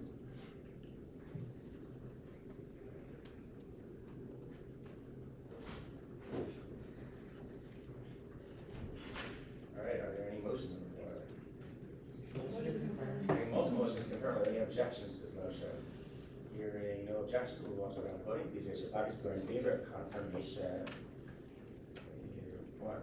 Okay. 1, 2, 3, 4, 5, 6, 7, 8, 9, 10, 11, 12, 13, 14, 15, 16, 17. Hands down. And then all opposed, all abstaining. Okay. And then proxy votes. Hold on. 1. Oh, yeah, in favor? Okay, with a vote of 18-0 to 2, the confirmation passes.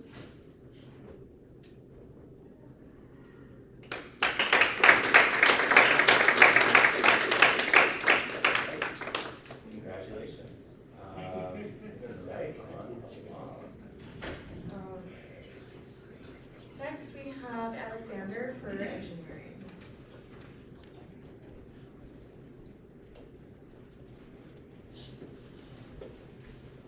Hello everyone, my name is Alex. I'm a freshman civil engineering major. I've been interested in advocacy and government for a few years now. I started out in high school working with my state senator at the time, Susan C. Lee, around election law and when Maryland was going through the redistricting process. More recently, and how I found out about SGA and advocacy here was I started going to Turksburg bike lanes, and then I attended a TNI meeting last semester. So I was kind of discovering what the scene is here. This semester, I floated the idea of the Narrow Lanes project, which Nick Marks picked up immediately on, and I helped draft and edit a little bit. So very excited about what SGA has the power to do with temporary and quick fixes for cheap that really can make a big difference.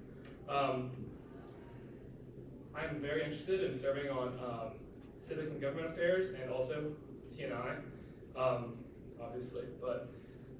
And then moving on to how I would interact with my constituents, I think a QR campaign would do wonders because engineering is a big group of students. There's no way I could talk to all of them, but if I can collect, concerns, questions, and also requests to meet, then I can address students' concerns individually.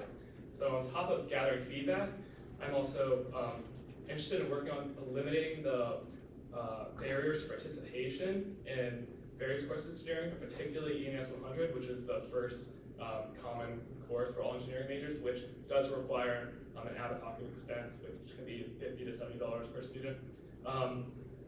Furthermore, one of the great things about EMS 100 itself, though, is it is a hands-on design build course, and for many engineering students, they don't get that experience again until their upper levels of education.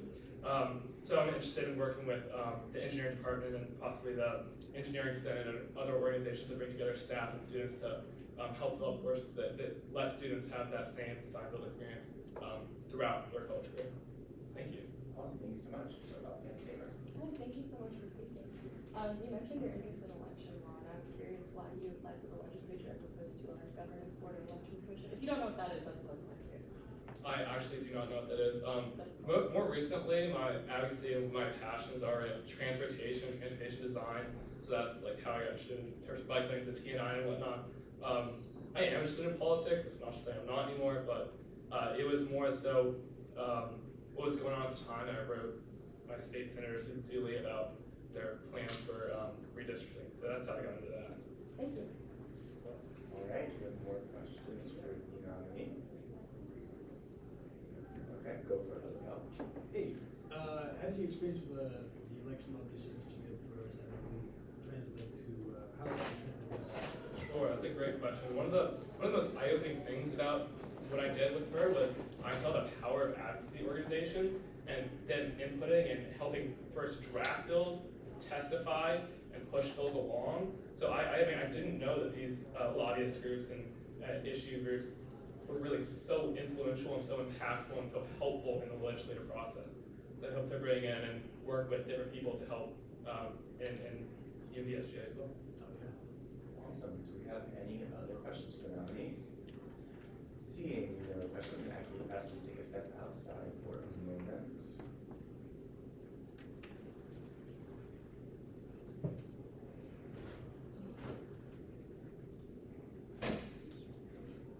Cool. Are there any motions on the floor? Motions to confirm. Okay, hearing multiple motions to confirm, are there any objections to this motion?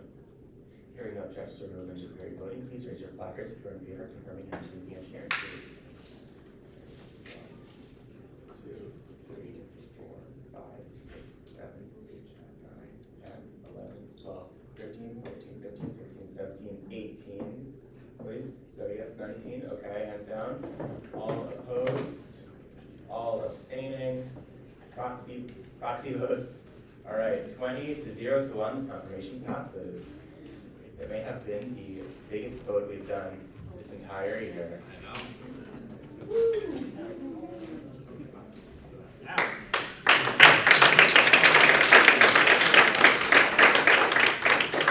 Congratulations on your appointment to the engineering representative. All right, we are running through. Okay. That's so fun. Okay. All right, guys, this is Peyton. Okay, hi everyone. My name is Peyton McDonald. I'm a freshman public policy major, and I'm from Western Maryland. I wanted to get involved in SGA because I thought it would be a good way to be connected in a way that works towards real change. I also was involved in SGA previously in middle and high school, serving as student body president and also serving on a countywide and state level. I'm passionate about advocacy and bringing awareness. I thought this would be a good platform for me to be able to do this. I hope to make change for the Denton community to feel safe on campus. I know that that community is like pretty far away from the other communities. They're a lot closer, so it's kind of harder. Like if you're like with a group of friends or something and it's like at night and you're walking back, like sometimes I know that a lot of my friends don't live in that community, so walking back, sometimes I'm like walking back alone and it's dark and it doesn't always feel the safest. So I think that it would be important for people. Like I think this should be a place where people do feel safe. So that's something that I want to work on. In addition to that, I'm also a member of EWIL, and I recently joined KOA and PAD. And then committee-wise, I'm interested in both the Civic and Governmental Affairs Committee as well as the Diversity and Inclusion Committee. Thank you for listening. Awesome. Thank you so much. Do you have questions for me? First year. Thank you for voicing so much about the Denton community. I agree with all your concerns. It is way too far. But I had a little bit of a different question. So you said that you were on your SJ in high school. Yeah. I was just wondering, like, what kind of things you were able to accomplish there, like how that's like prepared you for the one at UMD. So for one, we did not have free menstrual products in my county, and one thing that I worked on was having free menstrual products for the people in the middle and high school, all the schools in the county, and the bathrooms to be available. That's like one example of how I worked on something like that, where I was able to, hear a complaint, work on that, and then get that out there for other people to have. Awesome. Do we have more questions for the appointment? I may have missed it, but did you mention a specific public policy initiative that you were interested in? I did not mention one. I don't really have one right now currently. I'm still trying to figure things out. All right. Any other questions? Legal for public health. Not legal first. Why do you what position? Denton. And I guess my question was, you mentioned a passion for advocacy and bring awareness in the past, and I was wondering what kind of advocacy work you got. So for one, I served on the Maryland Center for School Safety Student Advisory Board, which I was able to be a representative for the schools in the state of Maryland, to be a liaison to the state level, to advocate for school safety. That's one example. Sick. Awesome. Do we have more questions? All right. Seeing no question, and ask you to take a step outside the room for a moment while we go into Thank you. confirmation. Thank you.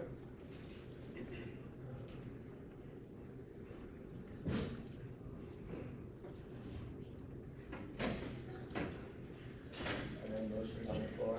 Motion to confirm. Any motion to confirm? Are there any objections to the motion to confirm? Hearing no objections, we'll now move to period voting. Please raise your flags if you're in favor of confirming her. 1, 2, 3, 4, 5, 6, 7, 8, 9, 10, 11, 12, 13, 14, 15, 16, 17, 18, 19. Hands down. All opposed, all abstaining, and then proxy votes with a vote of 20 to 0 to 2. This confirmation passes.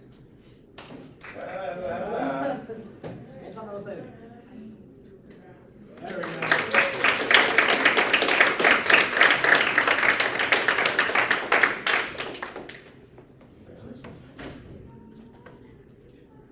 Alright, for our final confirmation for today, thank you guys so much for your patience and everything.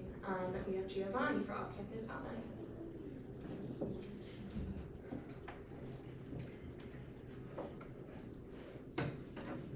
Hello, my name is Giovanni Argueta, and I'm a public policy major with a degree in business. I want to serve in the student government to help off-campus students find access to employment resources. And as an off-campus transfer student, I had trouble finding where these resources were and how to access them. And a lot of the new student orientation programs were oriented to incoming freshmen that were mainly living on campus rather than commuter students. And I previously served on the student government of Montgomery College, and this is where a lot of our students transfer from as well, so that was a large topic of discussion. And I would like to collaborate with the Transfer and Off-Campus Student Life Center, located in the STEM building, to help promote employment resources, and also work with the University Career Center, where I also used to be employed, and maybe hosting workshops or collaboration with them to really promote these resources to off-campus students. And the SGA Communications Committee also updated the SGA website significantly, creating a platform to attract more student traffic and involvement, and I hope to really utilize that platform and work with the Communications Committee as well to really get that information out there. And I plan to continue to serve in the Communications Committee, and I plan to get involved in the Student Affairs and Transportation and Infrastructure Committees as well. All right, awesome. Do you have any questions for the appointment? Do you have any goals or plans in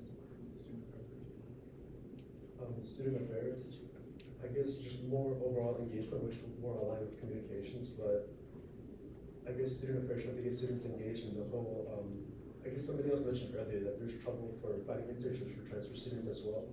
And that could be a major initiative, not just employment, but also internship experiences that can help with further employment. So I just wanted to,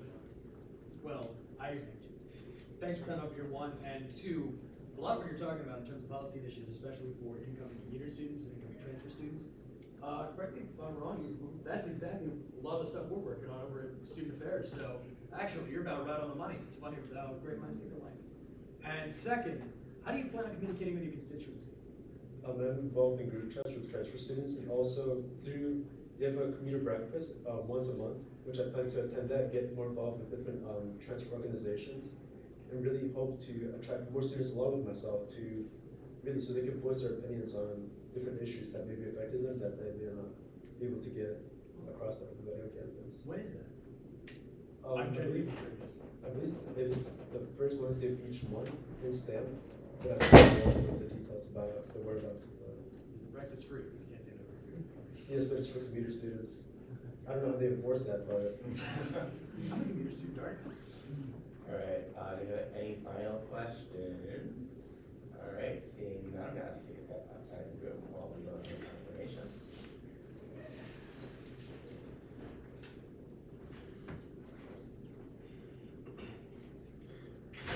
Any motions on the floor? Any motions confirmed? Are there any objections to the motions confirmed? Hearing no objections, we'll now move to period voting. Please raise your placard if you are in favor of the confirmation. 1, 2, 3, 4, 5, 6, 7, 8, 9, 10, 11, 12, 13, 14, 15, 16, 17, 18, 18, 19, 20, 1, 2. All right, hands down. All opposed? All abstaining? Proxy votes? 1, 2. With a vote of 23 to 0 to 1, our biggest vote of all time, this confirmation passes. Wow.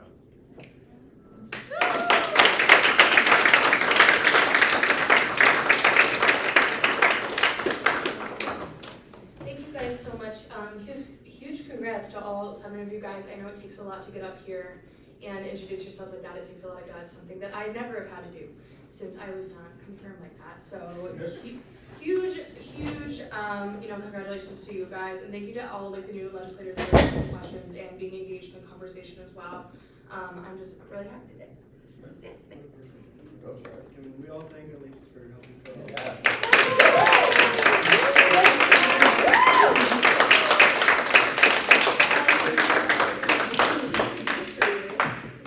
I'm taking stat 400, so I'm just like recognizing the distribution we have going on between the tables. Yeah, please sit. I think this is what we call like binomial distribution.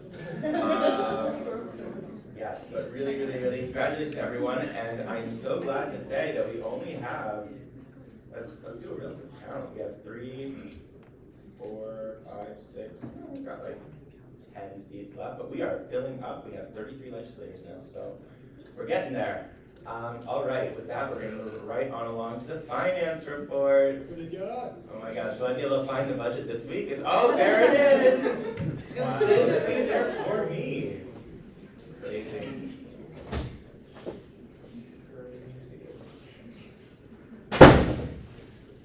Yeah, you guys want me to read the numbers, or yes. you guys? Yeah, read us. I think you guys got it. I guess I'll read it.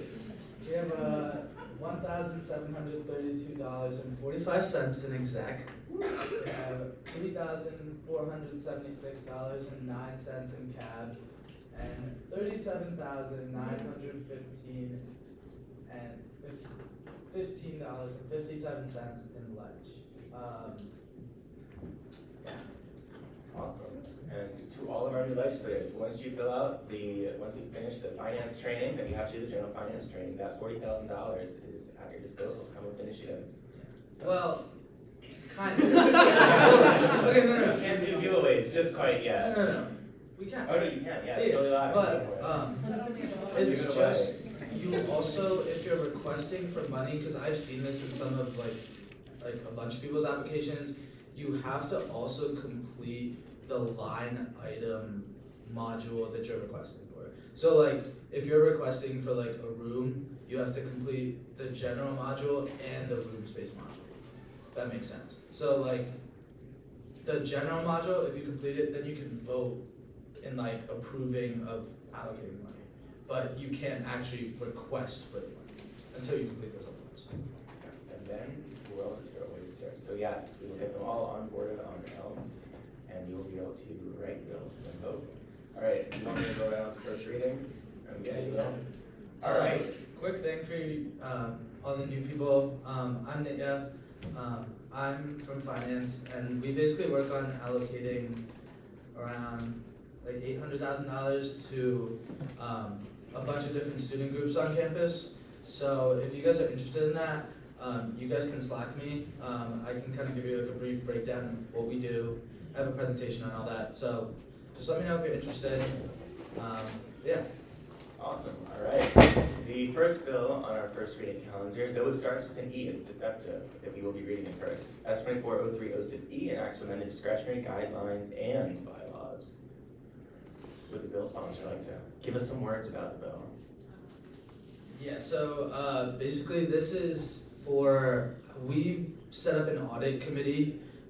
In the past, we didn't really have as structured an audit committee, and you guys have seen 2 audits go through.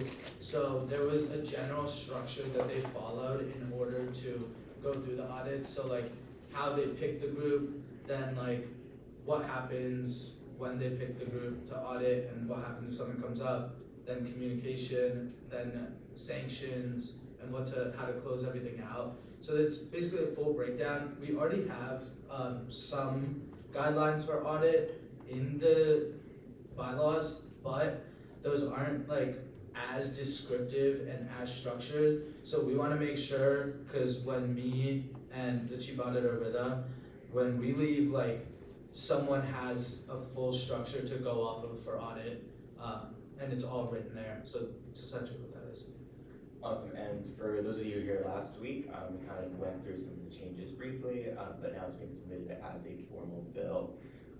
This bill will be filed in primary financial affairs and secondary constitution and bylaws. All right, thank you very much. See you guys. Bless you. Bless you.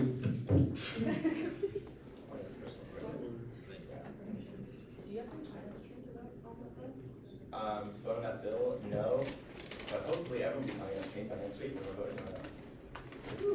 All right, S240306, an act publishing the University of Maryland dealing with epilepsy guide.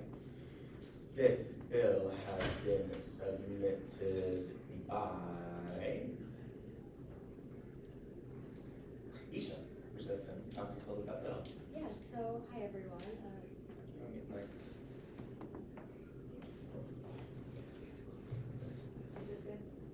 Okay.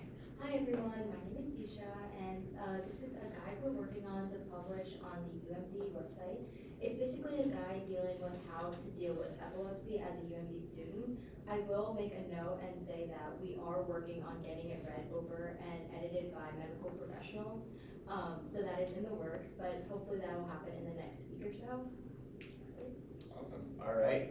This bill will be assigned to the primary committee of health and wellness and secondary student affairs. Moving right on along, we have S240306B, an act publishing and endorsing the UMD Narrow Lane Project report. The bill sponsor for this bill is Scott. How's it going? So, yeah, JHU published a study that talks about the benefits of decreasing lane width in regards to traffic safety, especially, which is a huge concern on campus. I don't know how many of you have to deal with cars nearly speeding by it, but that's definitely a concern I've heard from my constituency and from the general student population at UMD. And so, abiding by these guidelines, we hope to endorse the results of the study going forward, in that 9-foot wide lanes be standard for non-bus routes and 10-foot wide lanes be standard for bus routes. Okay. Where was this study, oh, sorry. Go for it. Am I allowed? Yeah. I won't ever. Where was this study performed, in Baltimore? I believe so. Also, do we have other questions? Go for it.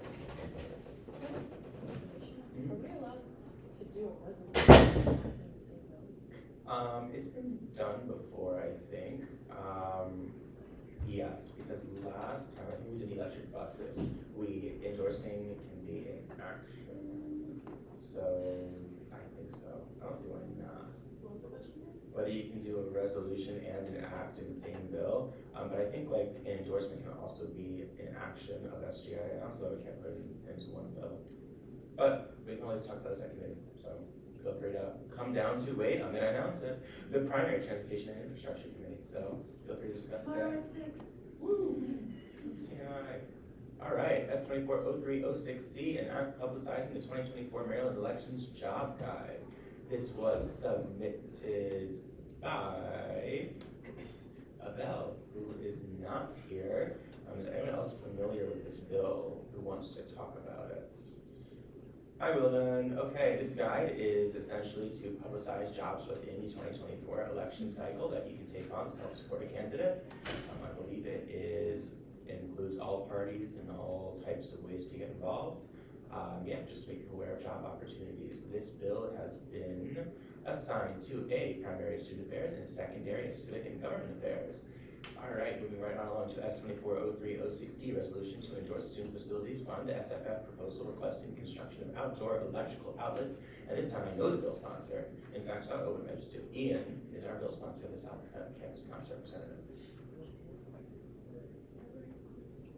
Give a couple of words on why this is important. Recently, there's been actually 2 incidents of fires starting as a result of electric micromobility vehicles inside either an academic building or a residential building. Yeah. I didn't have enough time to find the read one. Yeah, I have seen the original. It's just like right out on the sidewalk, catching fire, exploding. It's like that Hunger Games, catching fire. All right. And to prevent fires from happening indoors, and you know, there's only so much that can be done to prevent electric scooters from being a fire hazard in itself, but to prevent them from happening indoors, this proposal is seeking to create electrical outlets so that residents, students can charge their electric mobility vehicles outside and aren't forced to bring them indoors because there is very limited outdoor charging. Awesome. As I have forgotten to, I am now assigning it to, yes. I have some questions for the sponsor. Oh, go for it. So I was wondering like how you're gonna implement this. So we were talking about this with Reese and Jocelyn, and it seems like it's a very difficult initiative given the amount of the number of players, dots, facilities, RHA, Res Life, there are a lot of different players. So I was just wondering like what your strategy is because I'm up for it. I think it's a great idea. Well, I think in the action plan, I think the second point is I want to use this as well as this, if it passes, as a step in that process, both as getting institutional support, which is a part of SFF proposal, but also for the student support. So in order to try and maximize the success of the proposal itself, this actually helps a lot. Awesome. Moving right on along. Oh, sorry, yes, this is going to be assigned to primary transportation infrastructure and secondary student affairs. We are moving on to the second reading calendar with S240228A, an act to promote a campus accessibility survey. Okay, do we have someone from the primary committee of communications here to read the vote count while I make this? Yes, we voted 5-0-1. All right, are there any motions on this vote count? Motion to approve the committee report. Thank you. There's been a motion to approve this committee report. Is there anyone object to the motion to approve the committee report? And then via unanimous consent, does anyone object to its passage? Hearing no objections, is thus passed. A vote of 5-0 to 1. Yes, people, by the way, when we're putting in the suggestions, you can literally replace the X's with your vote count. Yeah. There we go. Cool. Okay, and now we have a actual vote count. Cool. All right. Moving right on along, I see. Okay. Was this made in committee, Jasmine? Do you know? Yeah, just suggested. Cool. And then. Sorry, I don't know if that was the, if it was like up for comments. It was just Oh. a suggestion, just change it. Was this all made in committee? Yes. Oh, okay, awesome. And then this one too? That was rated Oh, perfect. Yeah, okay. Is there any objection to taking out vote potentially? Cool. All right. Seeing no more amendments, is the body ready for the main question? Yes. Hearing multiple yeses, we will now move into a period of voting. Please raise your flags if you're in favor of this. Ooh, Bill's passed it. I just believe it. There we go. All right. Also, is there any financial component? No. Okay. 1, 2, 3, 4. Okay. 5, 6, 7, 8, 9, 10, 11, 12, 13, 14, 15, 16, 17, 18, 19, 20. Hands down. All opposed? All abstaining? With a vote of 20-0. Oh wait, is there? 1 in favor. Okay, with a vote of 21-0 to 2, this vote passes. Congratulations to the bill sponsor. I said 21, right? All right, cool. Next up, we have S240228D, and I'm publicizing the music room survey. Let's make this bigger. Cool. Someone from the primary committee of communications here. Yep, 5-0-1. Awesome. Is there a motion on this committee report? Motion to approve the committee report. Hearing a motion to approve the committee report. Is there an objection to the motion? Is there any objection to the motion's passage? Awesome, by unanimous consent, it is thus approved. Let's just count, that says 6, right? Yeah. Okay. Awesome. And then, let's go 1, okay. With that, they are not a single one. Okay. Is the body ready for the main question? Yes. Hearing multiple yeses, we'll now move on to a period of voting. Please raise your flags if you are in favor of the passage of this bill. 1, 2, 3, 4, 5, 6, 7, okay. 1, 2, 3, 4, 5, 6, 7, 8, 9, 10, 11, 12, 13, 14, 15, 16, 17, 18. Hands down. All opposed, all abstaining, and then proxy votes. With a vote of 19 to 0 to 4, this bill passes. Congratulations to the bill sponsor. Alrighty. That was not necessary. 19 and 4. Cool. Alright. Moving right on along to our, yes? Motion to table S24. Okay, we have a motion to table S20. We have a motion from the off-campus neighboring representative to table S240228D. Are there any objections to this motion? Hearing no objections, we're going to move into a period of voting. Oh, and for our new members, what does it mean to table a bill? Actually, this is a great opportunity because I always forget to ask this indefinitely, or is there a time? Indefinitely. Okay, so if we feel that a bill is not ready to pass because of something logistical that happened, or there's a puzzle piece that just didn't come into place, we can put it on what's called the table, and that is a place where bills stay until they're ready to be brought back up again. So this would essentially just indefinitely put it there, and then we're ready to vote on it. We can just go back and vote on it.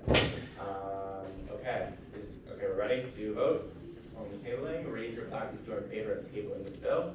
I think it's a simple majority, right?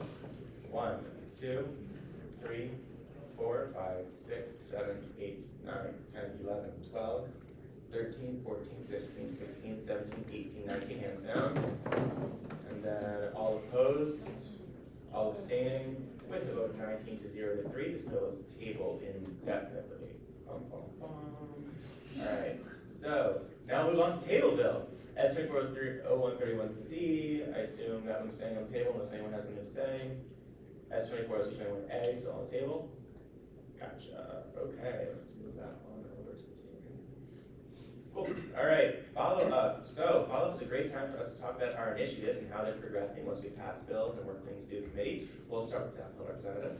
Yeah, so now that I have 2 table bills, I'll follow up with that.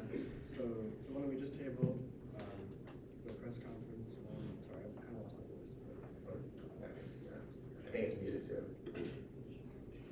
Yeah, the bill that we just tabled is to support a press conference that we're moving back to the 1st of April. I'm working with Drew again on that. So we just need to work on some logistics of getting attendance and getting all the necessary furniture and equipment.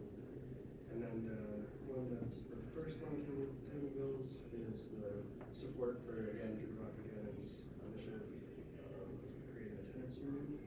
And that's helping us with some of the financial components of that, so we're just kind of working through how online advertising funds would work. So yeah, we're waiting on some plans. Awesome. All right, do we have any follow-up? Go for it. Oh my god, thanks for just passing my bill. I have these amazing, wonderful posters that all of you can put up in your constituencies because we all talked about talking to all of our constituencies. So I will pass them around, and if y'all can put a couple up, I would be really, really appreciative. They will help us make our routes for the accessibility audit coming up. Yeah, so that would be really helpful. Thank you all. Do we have any guidance on where we're at with these up? Oh, if you're in a private building, please do not put them up without asking for permission, and private businesses as well. I would focus on open boards that you can post on. For example, like Springfield has a couple open boards. Some of the academic buildings have open boards that people just put stuff up in. If you're so inclined to email somebody to ask them to put it somewhere, I would be really appreciative. Or if you would like me to do that, I can figure out a contact sheet list and I'll send out something later. So let me know if that's what you're more interested in. Thank you. I think RDJ is also great, like residents also strict about that we can't put insiders about the distance from the Austin and that. Yeah, I think actually each building has their own, representative. Yeah. He asked about, buildings policies on campus for putting up, residence halls, policies, and I think that each building, or at the very least, each community manager has the ability to give you permission to do that. I was gonna say, usually in the lobby, it's the RD, RD. and then on the floor, it's the RA. What they said. What they said. RAs don't have permission to put any flags up, you have to get it approved to the RD. So just the RD. Okay, cool. Do you have any other follow-up? Fred? There we go, I'll use the microphone. So again, thank you so much for passing the other bill that was on second reading, an act to publicize the music survey.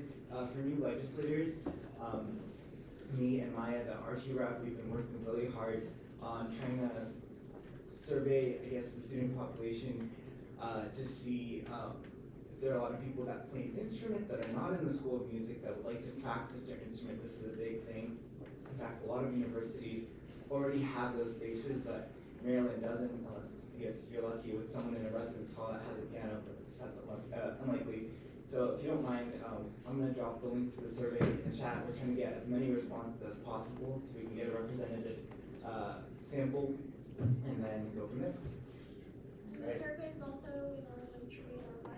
Yeah, thanks, Justin. Public health. Sorry, that answered my question. I was gonna ask you if you could just send it to me, because I mean, as treasurer of Gavin Maryland, I was gonna put it out to my guys, because we are entirely a community of non-music majors that practice in the Baltimore room, so we'll all be interested. I'll definitely send it to you. Thank you.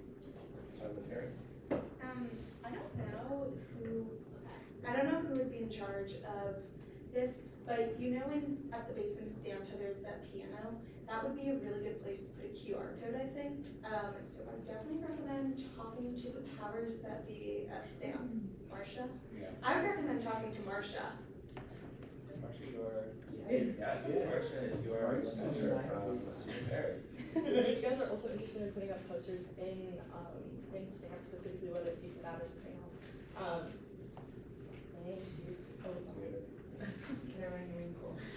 The marketing department has to approve them if you put them up in STAMP. So just be sure to get proper approval before doing that.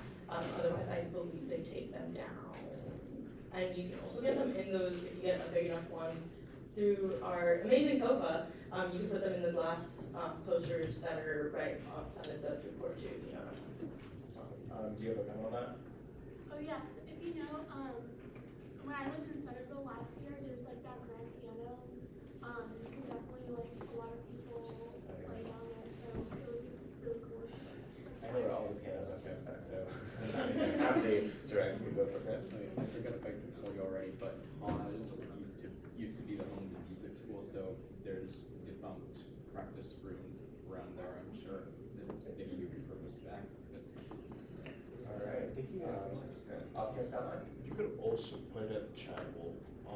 There's like a couple of pianos there that I see we're playing. Yes, the student chapel does have pianos. And by the way, if you are one of those people who really likes to play the piano but are not a music major, you can go to the chapel and ask the front desk to play the pianos. If there's no one using them, they will let you do that.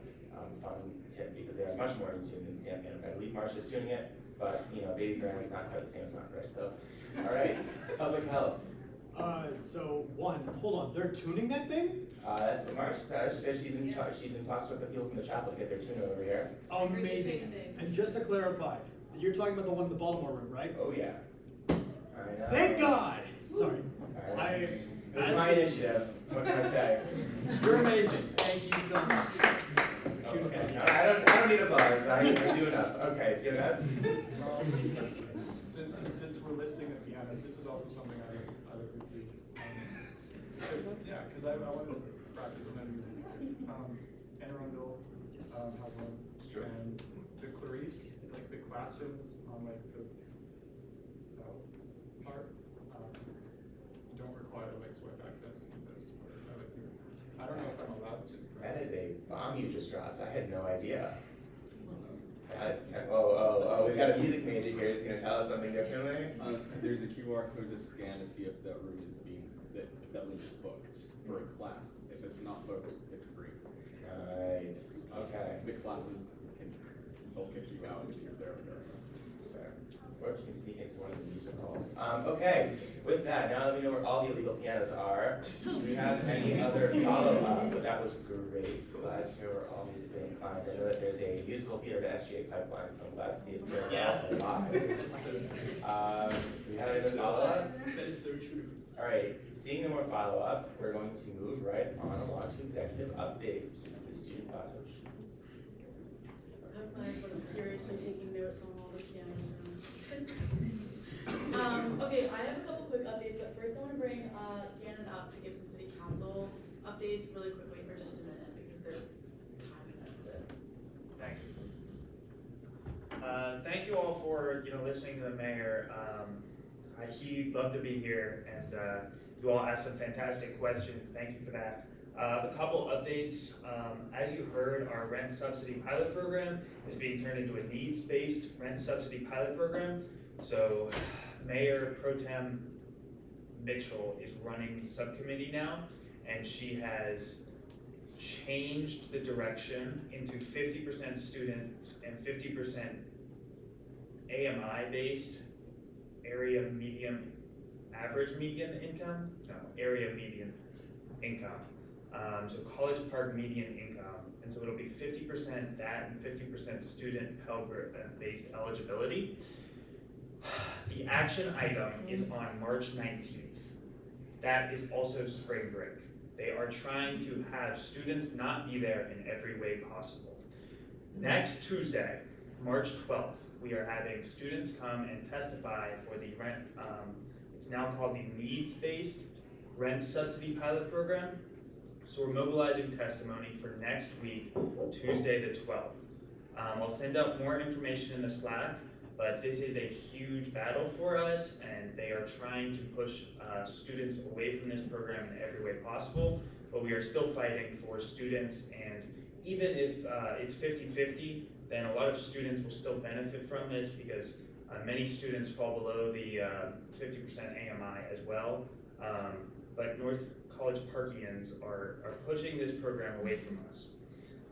And secondly, the bill that Lucas just tabled, the MCE Prison Labor Press Conference was heard in several committees, and I wanted to give a couple updates. RHA is passing a resolution in support, but are not interested in speaking.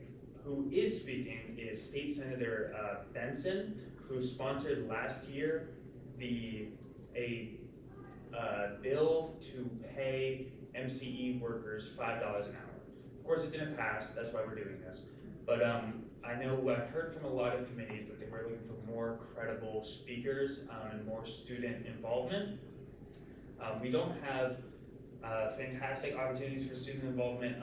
We're getting flyers, and there'll be a lot of areas for solidarity to stand in front of the camera and to be a part of the press conference, but unfortunately there aren't many places for them to physically speak. So this bill will come through committees next week again, and it'll come to, I believe, first reading calendar. I believe we're going to completely reintroduce it. I'll talk to Elliot about that. But I just wanted to give you all some updates because I know they were pretty contentious in committees this week.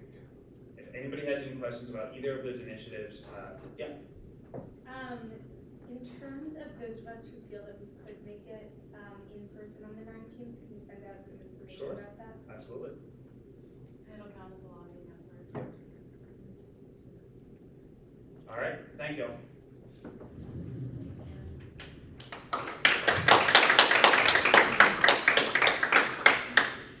All right, just a couple quick updates for you. The action team for micromobility met last week. I'm sure you all have heard and or seen of the increased enforcement, especially along regions. Just a reminder, we're trying to push out a big educational campaign. If you are on a vehicle that has wheels, whether it's 2 wheels, 4 wheels, you're in a car, skateboard, micromobility, you have to still obey the rules of the road. So I know nobody likes tickets and enforcement and all this stuff, but really it's about safety, both for pedestrians, people in cars, people on the scooters. So please let me know if you have any questions, and I can always bring concerns or questions to those meetings. The Mental Health Task Force has finally concluded its report. Long time coming. It's been about a year, over a year, they've been working on this report. So it's finally presented to Provost Rice last week, and I did link the recommendations. Something really cool about a lot of the recommendations that are going to Patty and Provost is that they're hoping to combine both the decentralized and centralized approach, and that they want a network of mental health resources available all around campus, and not just for students, for faculty, for staff, and for all community members, right? Because mental health is important for everybody here. So yeah, check that out. It's a little long, but if you want to skim it, there's a lot of great stuff in there. I had a chance to meet with Patty, Erica from RHA and Autumn and GSG. We met on Friday, and just generally we're looking to collaborate. All of our organizations have committees, standing committees, and so we're just looking for ways in which we overlap and can work together on some of our initiatives. Still compiling research on the early lease ordinance. I know I've given a couple updates the last 2 GBMs on this, but right now we're just centering the conversation on the students who are most affected by predatory leasing practices. So looking for students who want to give testimony on that, doing some research on some other areas in the nation and just different communities that have early lease ordinances to really flesh out the proposal.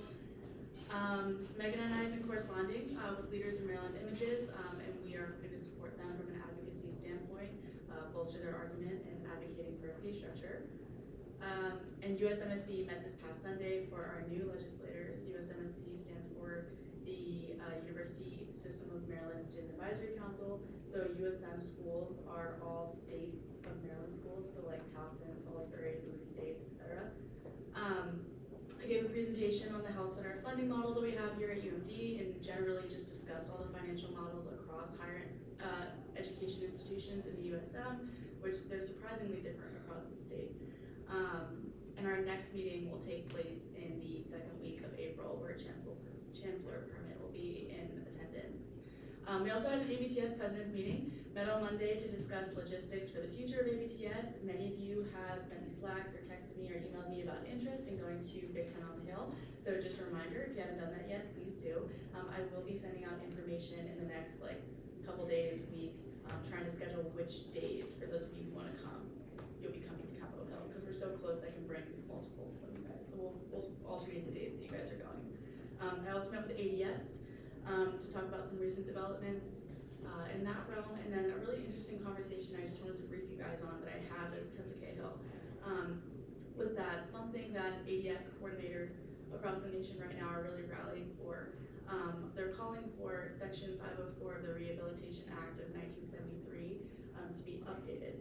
So if you guys wanted to look into that and just give me your thoughts, and I thought I'd just let you all know it's very interesting. So just a little bit of background, the Rehabilitation Act was created before the ADA was created, and so it's very not modern. The language is not updated. It doesn't have things in it to allow for digital accessibility, so it really just needs some updating.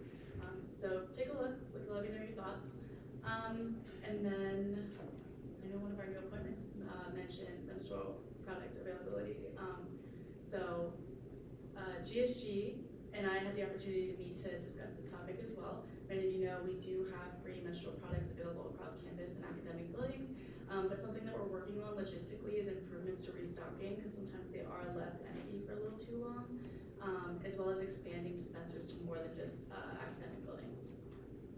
And then Eliel and I are looking to schedule a GBM for Patty to come and talk to us and give us the most recent updates on student affairs. And the SGA ARMS discussion with WMEC is still ongoing. These are all my upcoming meetings. Wait, you're not so loud. Oh, sorry. There we go. Yeah, okay. Also, for our new legislators, I use abbreviations a lot in these student advisory councils, so I'm just going to go through them super quickly. EMSAC is Enrollment Management Student Advisory Council. UPSAC is the Vice President for Student Affairs Student Advisory Council, so Patty Grillo. UMPD is UMPD, University of Maryland Police Department. And then ProSAC stands for Provost Student Advisory Council. So if you guys are interested in learning more about what any of those do, please don't hesitate to reach out or just come ask a question about it. But that's all from me. Awesome. Thank you so much. We have our executive vice president. Alright, I'm actually gonna ask a few special people to come join me up here for the first part of my updates.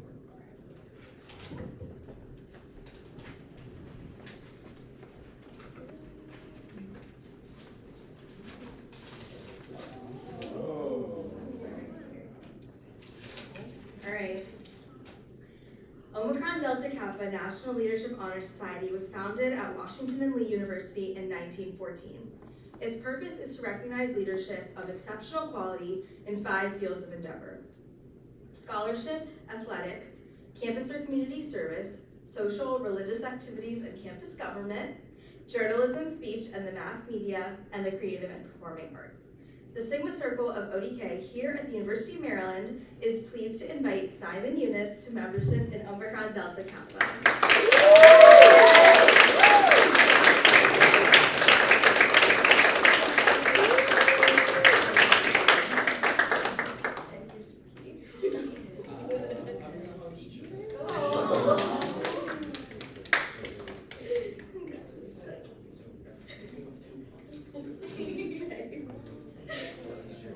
Okay, yeah, we need to. Okay, let's go now. Alright, everyone smile. We're gonna take a photo. We have to be closer. This Yeah, is come nice. closer. Yes, key on. As I don't like. Oh, there you go.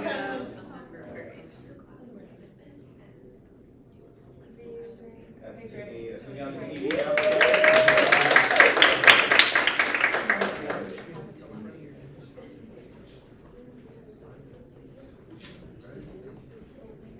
Okay, my updates. So let's start with talking about Giving Day. Does anybody know what day is Giving Day? Today. Yes. So today is Giving Day, which is, if you don't know, the university's annual day centering around giving and student philanthropy, and not just student philanthropy, all philanthropy. And there's all kinds of funds for student scholarships, funds for different departments or divisions on campus. A lot of club sports raise money. Different cultural orgs or cultural institutions on campus raise money. So it's a really important day. In SGA, we have a scholarship that is funded through Giving Day, actually. So it's called the Student Leader Scholarship. I've linked it here.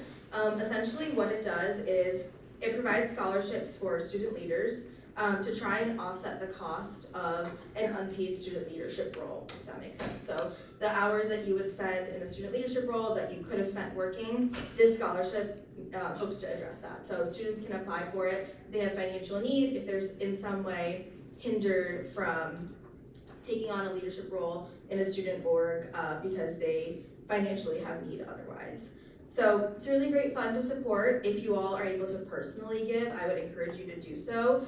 I would say wait until 9 p.m. because from 9 to 10 p.m. is a power hour where the org or like department with the most student donations gets a bonus. I think it's $1,500. So I would wait until 9 p.m. if you are willing to donate. I would also say, obviously, we're all college students, so if you don't have the means to donate, that's also okay. The minimum amount to donate is $10. But feel free to send it to people in your life who may have a little bit more money than you do to also give. But yeah, any questions about the scholarship? I think it's a really cool and important thing that we do as SGA. Thank you so much. Next. That's just the first little bit, sorry. And if you're interested in like the distribution of it, the application process, all of that is managed by STAMP, so it's a STAMP distributed scholarship. I'm working on a lot of events bookings and sorting out the details of that.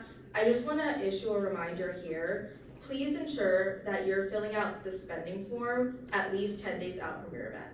I know Nitya will remind you plenty of times, but I'm here to say it too, because it's also deeply unfortunate when I have to go back to events and guest services and say, hey, I'm so sorry, we messed up, I need to cancel this booking, which is happening multiple times for me. So for me to book you a room in between the time that you fill out the SGA events form and I get you the room booking is probably about 2 to 3 days. If it needs to be urgent, I can do that, just text me. It's all in the form. But even if I take 2 to 3 days to fill out the booking, you need to still have 10 days from the point where you have the invoice and submit the spending form to the date of your event. Clear? And for those of you who are new legislators, that will come in your finance training and everything. And then my other updates are just STAMP Advisory Board, and then I also listed out our health and wellness initiatives, so you can skip that on updates. Thanks. Actually, thank you this time. With that, we're going to move right along to director updates with the Director of Academic Affairs. All right. Hi, everyone. So, quickly, on Friday, I have a meeting with the Provost Undergraduate Council, so that should advise the Provost and bringing some topics up for discussion. That's on Friday. Then, as was mentioned before, but I want to reiterate again, the music room availability survey, please send that to any student groups you're a part in, to anyone you know. The more responses we can get, the more we can go to Arts for All and really get some, partner with them and make a meaningful change on campus.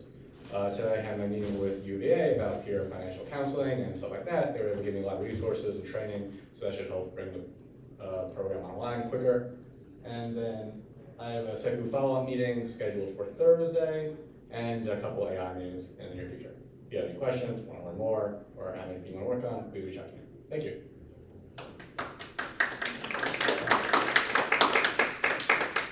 Next up, we have Director of Communications. Hi everyone. Thank you all for, well, we took a break in comms committee this week because of all the hard work that we've been going through these past weeks. So thank you to all of our legislators for everything that you guys have contributed. As I reiterated last week, we had updates to headshots and governing documents and election documents. New legislators, please submit your office hours so that they could be updated on our website. That's like the last thing that we're working on.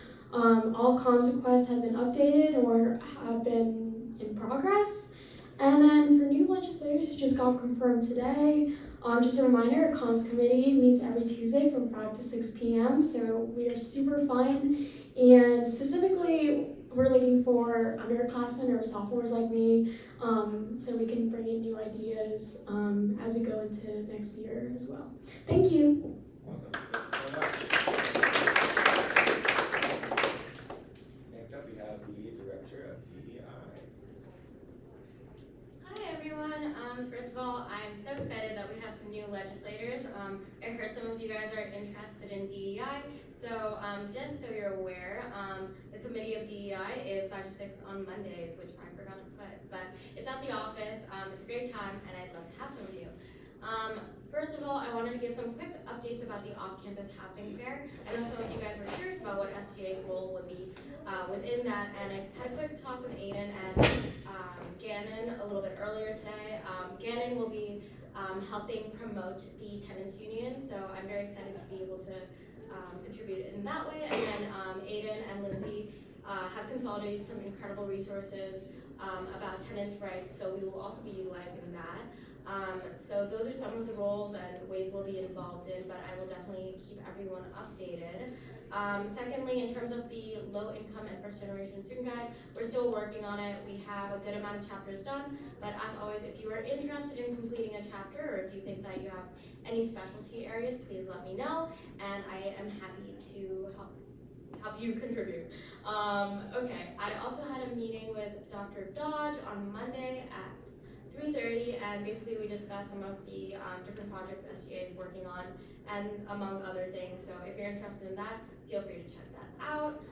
In terms of the chest binder, this year we will be doing an MOU, so we'll be allotting an amount of $6,000 for 2 years, and thank you for all your hard work, Reese. Shout out to Reese for all of that. We have some meetings coming up, and I'm really excited to get that bill on the docket. In terms of Francis Scott Key Hall, obviously we've been having some meetings. I've linked all the meeting agendas down below in case you're curious about our progress. Shout out to Paisley and Trevor for doing some incredible work on that, and that's all I have for you today. Awesome. We have the Director of Health and Wellness.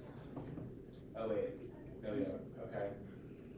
Megan already showed us the updates. We can Brett on the launch, Director of Civic Engagement and Government Affairs. Neither of whom are here, so please read their updates on your own time. No, it's unless there's something time sensitive, it's 8:46. Let's just keep going. Yeah. Director of SMP. I'll go quick. Okay. The SANG grant unfortunately is not something is not feasible to do right now at the University of Maryland for those reasons. If you have any questions, please reach out to me, but we're kind of shifting to highlighting more resources already currently available on campus. So for example, the Victims Assistance Fund and the SAFE exams already available at UHC. We are having our SAM, our Sexual Assault Awareness Month event for our Sexual Misconduct Prevention Committee. It's going to be the film screening of an indie movie called Disfluency. It's going to be on April 8th from 6 to 8 p.m. and we're going to have a Q&A session with the director who's coming in person. So it's going to be a really exciting event, so please put that on your calendar. In terms of TA training, we were able to talk with Title IX, me, Autumn from GSG, from the graduate student government, and basically Title IX was really hesitant about implementing any type of mandatory training because they believed it'd be less effective. So at this point, me and Autumn are kind of working to continue this conversation about the importance of TA training in a different manner, and maybe shifting to writing like a bill requesting the department as a whole to look towards this and kind of going over Title IX's head a bit. And then lastly, and most importantly, the SAPC resource fair. So SAPC is the Sexual Assault Prevention Committee, so it's like the UMD one. And they're having a resource fair to kick off Sexual Assault Awareness Month on April 2nd from 3 to 5. We, as SGA, should definitely table because we're a really great resource for students. Sexual Misconduct Prevention Committee is a really good resource. I unfortunately have class during the resource fair, so I can't make it, and a lot of people at S&P can't make it. So if any one of you guys can table either for 30 minutes, for an hour, for setup, it'd be great to just have SGA's presence at the SAPC fair. So please, if you're available for any time, please sign up. Thank you so much. All right, thank you so much. Next up, we have the directors of student groups. Hi everyone, so some of our updates. We finished our transition document, so that is up on the website if you guys want to take a look. It has a lot of helpful guides for student groups who are going through leadership transitions, so it's up on the website. We also started working on creating a finance versus SORT versus student groups infographic just to help better direct students on where they could direct their questions to, because that keeps getting a lot of confusion. And then we also started planning our student group leadership summit for the spring semester, so that's a work in progress. And yeah, if anyone wants to join committee, we meet 4 to 5 Mondays. Thanks. Thank you so much. Next up, we have the directors of student affairs. Hey everyone, I'll be quick. We'll finish the transfers resource guide before spring break. We finished up IT guide and the FOIA guide, the Freedom of Information Act. Thank you, Nick. And we're also be working on the Freshman Connection guide and the Social Missions guide. Awesome. Thank you so much. Next up, we have the director of sustainability. Hey guys, sorry I missed you last week. EarthFest, the map of events for McKeldin is finalized. Flyer and logo are both up there. Please appreciate them. I love them. Committee members have been assigned email-specific orgs on campus. Insect Zoo is confirmed, so show up. Student Health Advisory Committee meeting this Friday about menstrual cup pilot program. EJC date is rescheduled to April 1st. More info to come, and we're meeting with DEI Sunday at 6 p.m. Also, so excited to announce that the Sustainability Stipend Review Committee, SGA members that are serving, neither of them are here, but Griffin and Josh will be serving, and also me. And we'll be providing our recommendations for the allocation of funds to those who applied by March 15th. Also, this was mentioned last week, but we're co-hosting a Sustainability Fund workshop with the Office of Sustainability. This is just for those who have applied and received funding from it, and that's really great for us because we decide who gets those funds. So, also shout out to our main grant coordinator, Simon. Other fun initiatives entering the mix in the near future: collab with academic affairs, collab with finance, and some student fee discussions. So, yay! Awesome. Thank you so much. Last but not least, the director of TNI. Hello everyone, happy Wednesday. Thank you to all of those who appreciated my wardrobe change. It was was very much needed. But moving on, for those of you who are new and would like to be a part of TNI, we have two things linked here. One is committee contacts. If you put your email and position in there, I will add you to our shared drive, which has all of our information, and our bill tracker, which keeps track of all our bills. I will be serving on collab. That this is just like general stuff. So if you have any questions about how that's going, please chat with me or Muntaha. Muntaha is chair, so she probably knows more than I do. On the transportation side, I have my CTAC meeting Monday. And so we talked about the Purple Line, bikeways, micromobility fees, and looking into the summer. Please take a look at those notes. There's a lot of important updates on there, and ask me with any questions. As Alex said, I met with the Tiger Team enforcement. Heads up, please share this with your friends.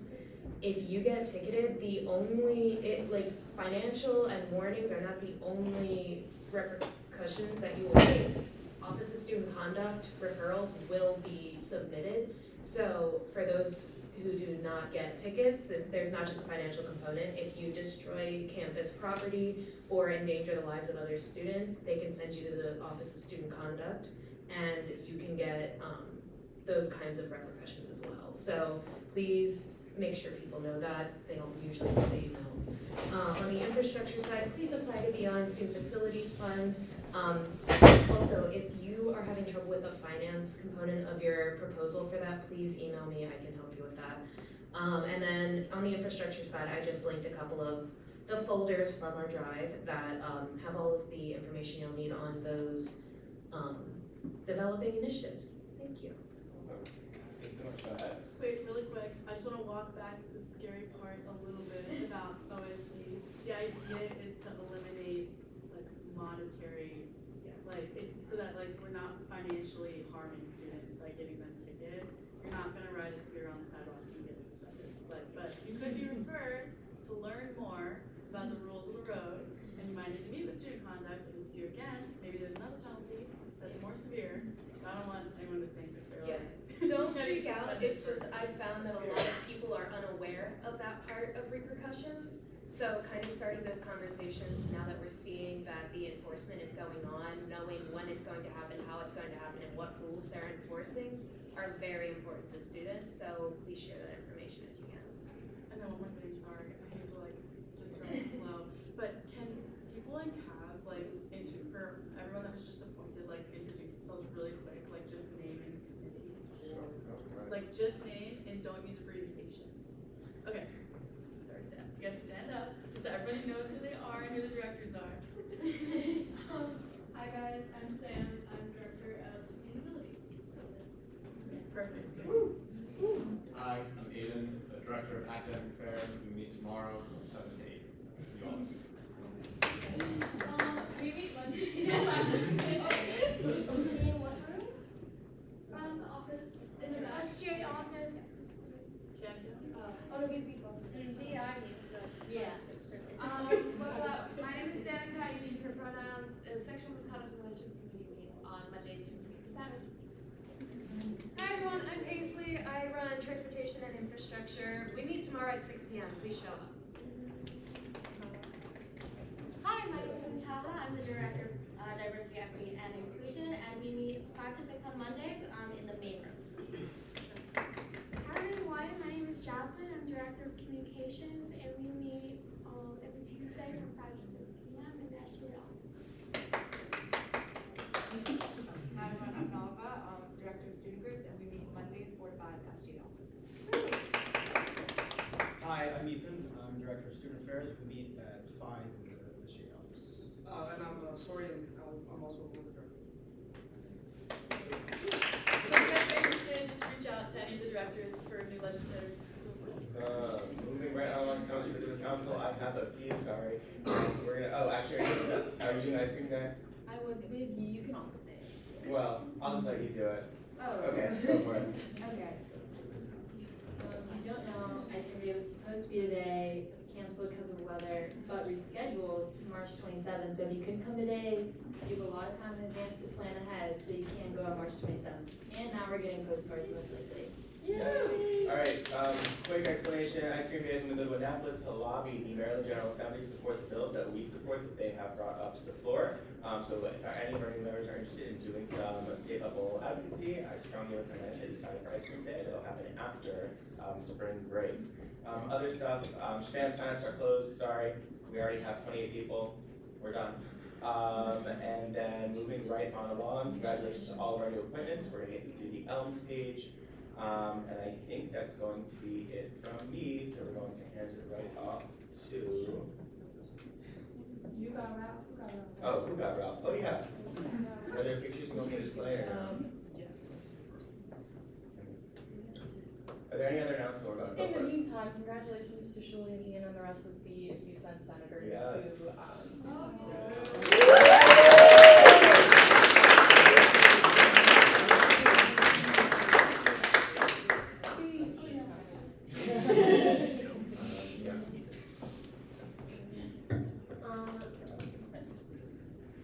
Hi all. I just was gonna request that anyone that just got appointed today, if you could just stay after and have a little chit chat with me. And just a little FYI, if our current legislators, if you're ever like running behind and just like want to stop and chit chat, we can always talk after GBM if you just want to talk that through. I'm sure a million things are going to literally platforms for all right, and so for those who don't know, we have this wonderful tradition called Ralph Time, where one legislator gets to take home Ralph each week and take pictures and bring Ralph with them through their entire week. And then we put on Instagram, we show them off at GBM. How did you send them to me? Wait, the only legislators? Yeah. No. Oh, sorry, no, I lied. I have everybody. My bad. So I do this with all officers, I have a list. I have a list, yeah, everybody just updated it, yeah, including officers. Alright. Alright, what did Ralph do today?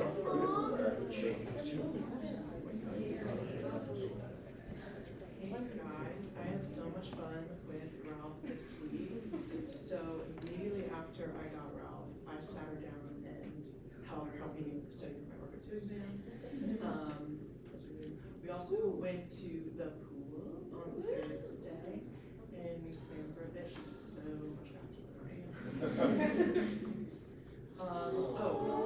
I've taken a companion animal management class because I'm an animal science major, and we had cats last week, and we also had hamsters today. And yeah, and it's like a scholarship program, actually. So yeah, not making sense. It's really great. So that's Wormy. She was lovely. And then we saw some more babies, and Ralph was able to give them some treats. Oh. Sorry, I didn't warn you ahead of time. Yeah, we had to get all hydrated. It was a long week, so yeah, that was great. Oh, we played Roblox. That was really fun. We went to the National Harbor. I dressed her up in this little outfit. She ate all the girls up at the restaurant. But yeah, it was super fun. We went to the National Harbor. It was my brother's birthday, so he stayed with us. Yeah. And then we got ice cream afterwards. I said that she likes a Jimmy Fallon one. Yeah, I don't remember the name of it. We also went to the basketball game on Saturday. So a lot of people may or may not know this, but you can't bring anything to the stadium. So she was there, but she also wasn't. Oh, we watched The Bachelor. Yes, if you know, you know. Oh my god, the last episode was so crazy. We were in shambles. Fumble of the millennium. Maria from Bachelor. Oh yeah.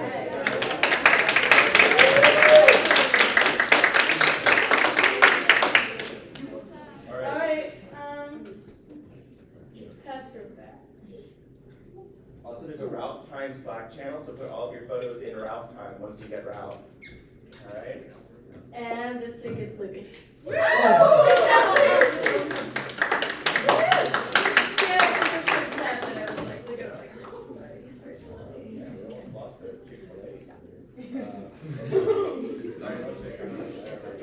Okay. It's like, Do we have any other comments for the council? All right, we got one. Don't forget, if you're interested in elections, Oh. come and sign your name. That was my comment for the council. New legislators, listen up, because if you want to run for a re-election, because we are coming up on elections in April, you must, even if you're thinking about it, even if you don't know if you like SGA, this is non-binding. You have to go to Simon and the red sweater over there, and you have to fill out like 3 questions about your UID, your email, and your name, so you can be eligible for elections. Otherwise, you will not be eligible. So please do that ASAP. No reason to delay. I know we're gonna move right on to Adriana. Sorry guys, I should really start writing this down. I did just want to give a shout out to our new legislators that have put up bills within literally weeks of being appointed. Isha is the only one that's here right now, so give her a round of applause. I'm very excited. Do you have a bill too? Yes, the Narrow Lanes bill was Oh my god, yeah. Alex and you? Alright, that concludes comments for the good of the council, so we will now move on. If there are any motions on the floor. I hear most motions to adjourn. Second. We are done. Adjourned.